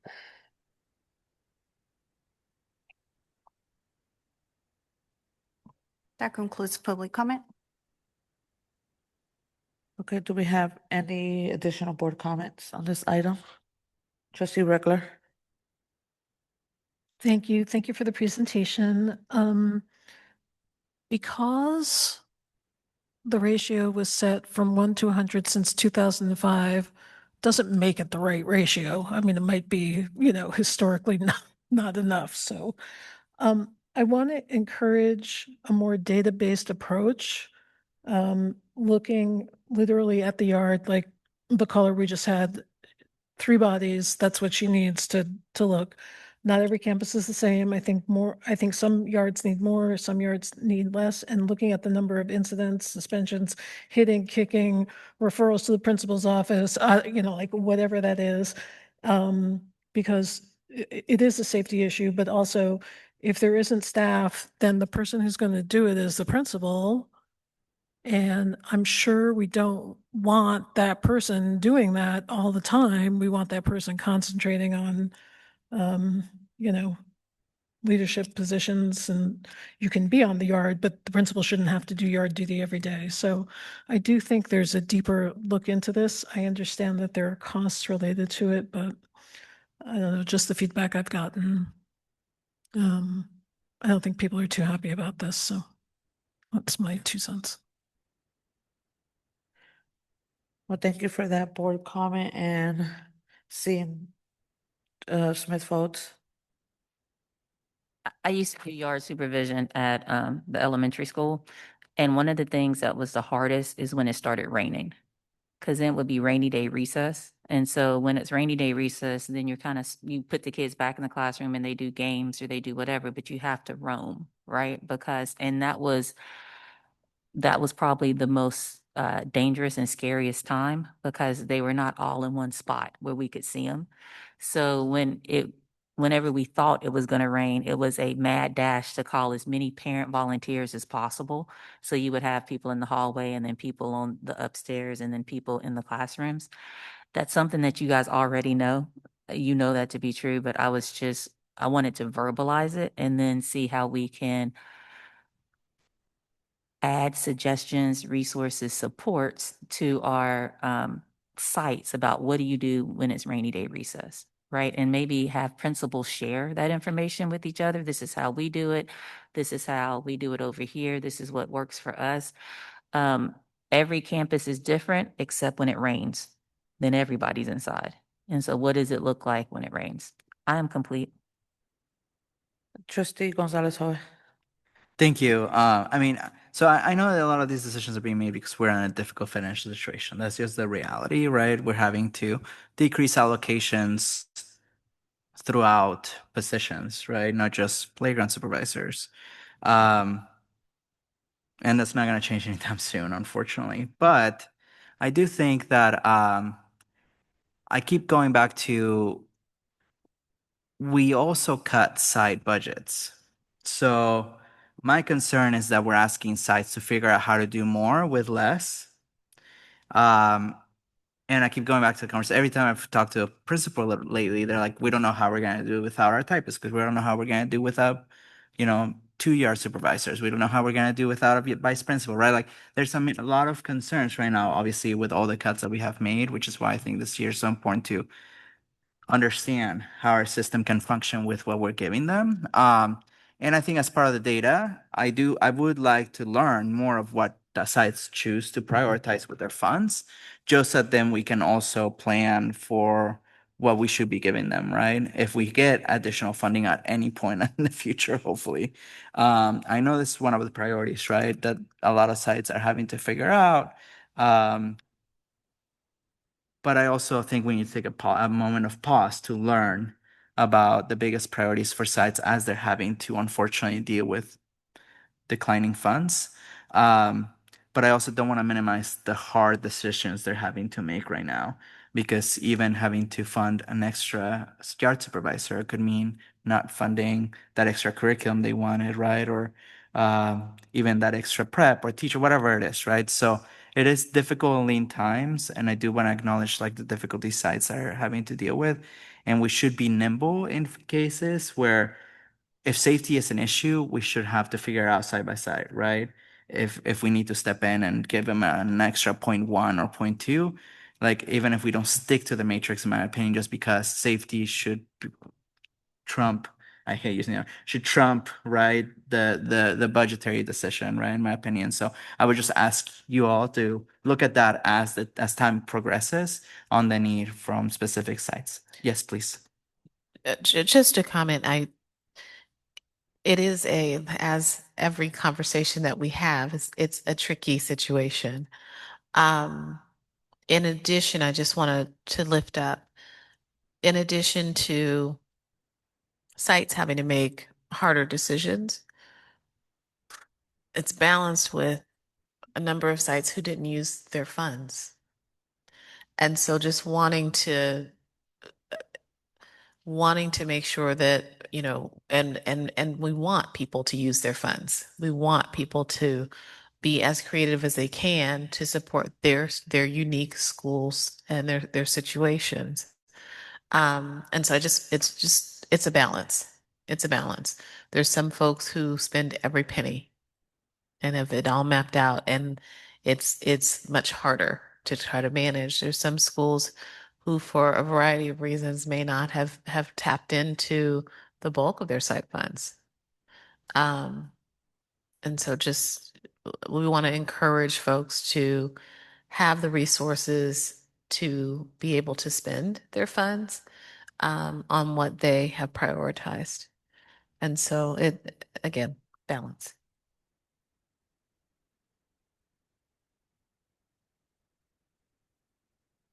So we'll be moving to trustee Reckler. I'd like to put a motion on the floor to extend. We're at 9:57, maybe to 10:15 for 2 consent items. Just for the consent items? I'm sorry. Did you say just for the consent items? I think that's That's the last thing, yeah. No, no. I'll second just for the consent items, yes. Okay, we have a motion to extend for 15 minutes for the consent items. By trustee Reckler, seconded by Gonzalez Hoy. We'll move to the vote. Trustee Reckler. I'm Yes. sorry, point of order. May I put another motion on the floor? Can we extend to 10:30 and include board comments and future agenda items? The consent items to finish the agenda with the consent items and comments from the Board of Education and future agenda items. So extend to 10:30. That's my motion.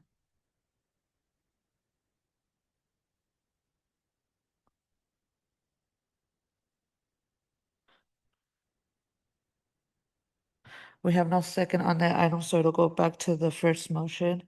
10:15, trustee Reckler, yes. trustee Smith Folds, No.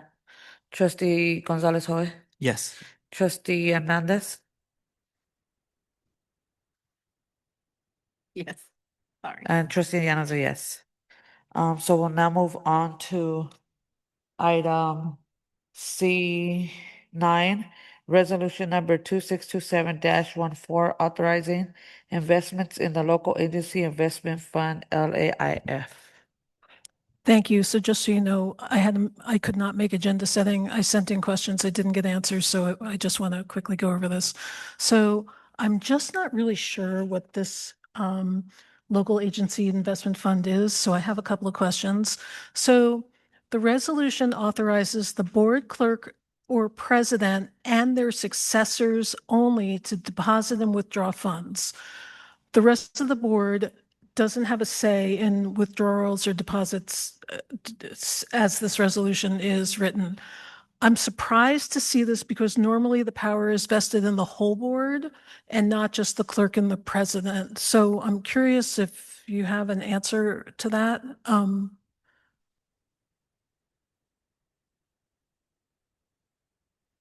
Not specifically. This is the historical resolution we brought every year. We can work with legal to look into that phrasing, but it's just been we bring this every single year. So it's just the language we've been using for a decade. Okay, I can never remember seeing this before. Is it imminent that you sign it right now? Yeah, so we work with the county treasurer's office. So I'll just give it a brief overview of what this is. We get apportionments and allocations of dollars, and we get restricted dollars. We're sitting on a 3% required reserve, and we've got dollars in Fund 17 sitting there. So we have cash, right? So our cash flow is not our issue. It's dollars that are sitting there that are otherwise going unused. We're earning interest on it.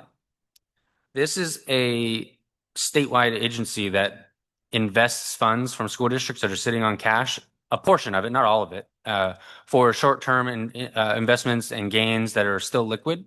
And we earn higher interest levels by having this state treasury manage that fund and get us the best interest per day, right? They're looking at interest levels per day rather than just letting it sit and see. And so they're actively managing hundreds of millions of dollars from districts across the board on just cash that they have from their 3% required reserve or anything like that to earn slightly better interest levels than just keeping it in our local banks, right? So it's a state managed entity that does this local agency investment fund. So it's all local agencies that the state treasurer is controlling our dollars. It's giving them access to invest a portion of them to earn a little bit higher interest while it's not being used throughout the year if we're just sitting on a 3% required reserve. Okay, why don't we do this? Since this is a normal process, which never caught my eye before, I sent in a list of questions, which I do want answered because I just have some questions about how this works. I'll move it and we could just circle back. There may be some things you need to change in future resolutions. So I'll move it. I'll second. Okay, item has been moved by Reckler and by Gonzalez Hoy. To go to the vote, trustee Reckler, Yes. trustee Smith Folds, Smith votes yes. trustee Gonzalez Hoy, Yes. trustee Hernandez. Yes. Trustee Anyana is a yes. So we'll now move on to item C11, new job description for campus safety specialist 1 after hours. Thank you. Okay, I have a couple of questions about this job description. So the first is, this job is for nights, evenings, weekends, and holidays, correct? And so that doesn't seem to be, I'm sorry, I saw his head nodding yes, so I'm assuming that's yes, and I'm rushing to save time. Why is that not in the job description? Why doesn't it say must be available nights, evenings, weekends, holidays? I think we tried to capture it with saying after hours. But after hours could be like 4 to 6. I mean, We're still to get the job description passed, we're still working on scheduling with the Teamsters on that process. but it is going to be nights, weekend. This person is going to work. right? Correct. The graveyard shift. Yeah, and we're still closely working with the Teamsters on this. We do want to formalize an MOU that describes the exact schedule and process that goes with the expectations of this job description so that it is memorialized. Is a guard card a one-time test or does it need renewal? They have to renew it every 2 years. And so the training that we provides the hours that they need to renew their guard card. So should the job description say ability to obtain and keep current a guard card?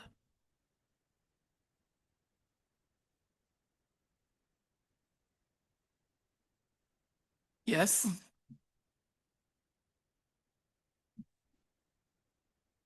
Can that change be made?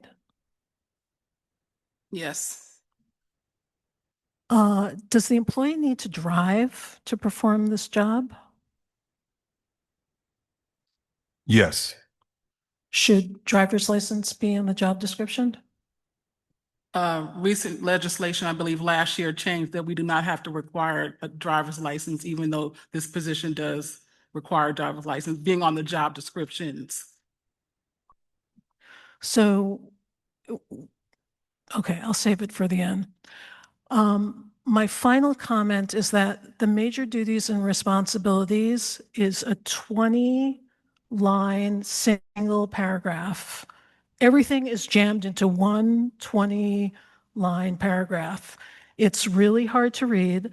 I submitted a breakout where everything was kind of captioned and easier to read. Can that format be adopted for the job description? Which format? I'm sorry. I'm sorry? Yes, we can change it. That can happen? Okay, so those are all my questions on the job description, and then I have a comment. Dr. Greenwood, I just wanted to clarify. You said that it can be changed. I thought that this is negotiated and complete with the Teamsters.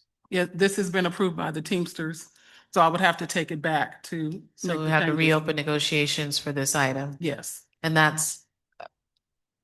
is a concern. Ideally, that opens the door back up to additional changes and additional negotiations. The item was negotiated and it was complete. And so any changes that are made to the job description, I think that's what I was explaining, Trustee Reckler, would have to go back to and reopen negotiations, which means that again leaves us open to new wants, new requests, additional changes to the process. Trustee Gonzalez Hoy. I wonder, could we maybe approve this job description so that we can move forward with the hiring and it doesn't push our timeline back? Because I know our consultants we only approve the security guards till a certain time frame. And could we ask staff to review Trustee Reckler's changes and bring him to Teamsters for further negotiations, but it wouldn't stop the process from starting on the training and hiring of people. Trustee Reckler and Superintendent, do you guys think that would be an okay way to move forward, continuing the work, and also bringing these concerns to the negotiating table with Teamsters so that, and if we need to revote on this later, that's fine, but at least doesn't stop us from the process starting. I think I have a question, but I think I have a question for Trustee Reckler. When you're talking about the changes to this to the job description, are you looking more for the formatting of the actual? Because I think that's where I had my issue, just on the way it was written out that just like Trustee Reckler said, it seems like everything was jumbled up in like one and just thrown in there like an alphabet soup type of thing. Were you talking about more like the formatting so it's easier to read and easier to kind of digest without changing any of the things that were negotiated? Or were you just trying to go back and just, Thank you. It's both. So for that major job duties and functions, that I think should be broken out for readability because you look at your life, you cannot read that.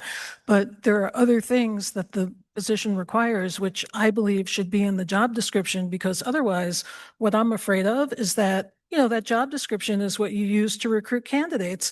And if it's nights, evenings, and weekends, and it doesn't say that, it just says after hours, and somebody shows up and they're like, oh, I got to work Christmas, I got to work, the graveyard shift, you're just not going to be clear in what you're asking for. So you may waste time without those things being included. So you need to drive. You can't take an Uber to an emergency. You need to keep your guard card current. You need to, nights, evenings, and weekends. So that's, those are what I found in the description. okay, so do we want to put a motion out there? Could we find out, like, us maybe pushing it and going back to the table, maybe could come back to the 26th? How would that push our timeline for our contract with security services and also the hiring of people? I guess my question. I don't disagree with you both. I just I'm worried about paying another $200,000 for the security guards, right? So how would that affect? I think that it would, if it's not coming, that's if it was able to be renegotiated prior to the posting date for the next board meeting, which would be in about a week and a half, a week. I don't know if that's realistic, Dr. Greenwood, and then being able to post after August 25th is their next meeting, 26th, 25th. getting that posted immediately after that, posted for 2 weeks. I think it definitely puts us out of our September 30th timeline, which is when that contract ends. So we would be extending that contract.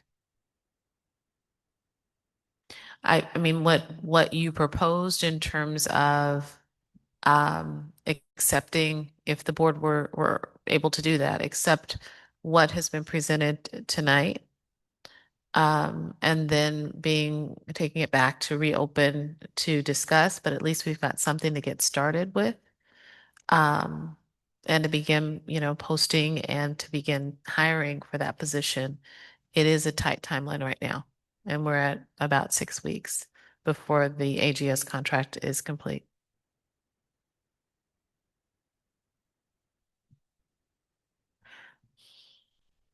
Do we want to, I mean, I totally agree with you. I think my biggest concern is that we are looking like we're really unprepared. And I think we need to start setting that standard of like, hey, when things come, they need to have everything included. And I think we talked about that on other job descriptions about how if we're hiring people to do a job, then it needs to align with the job description that they're doing. It needs to, have everything written out so that people really know what they're getting themselves into and not have to constantly, I think, go back to the drawing board. I think we're put between a rock and a hard place when it comes to this decision making, because on one side we have the budget and that it's going to impact with the decisions that we make, but on another, are we going to continue to move on this road of, hey, now we're just accepting it because we're put between a rock and a hard place when our standards should be a little bit higher. So if anybody wants to put a motion out there, we only have 2 minutes.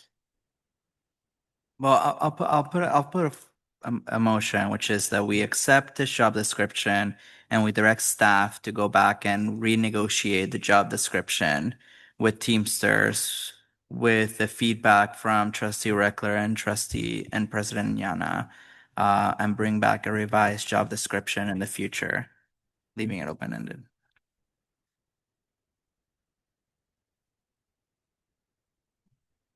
Okay, I'm feeling nice tonight. I'll second it. Okay, so we're gonna now move on to the vote because we have less than a minute. Trustee Reckler, Yes. Trustee Smith Folds, Abstain. Trustee Gonzalez Hoy, Yes. Trustee Hernandez, Yes. and Trustee Anyana is a yes. So, motion passed. Thank you everyone, for tonight's meeting. Our regularly scheduled, next regularly scheduled board meeting will be August 26th, 2026 at Lavanya Dejan Middle School. Thank you everyone and have a good night.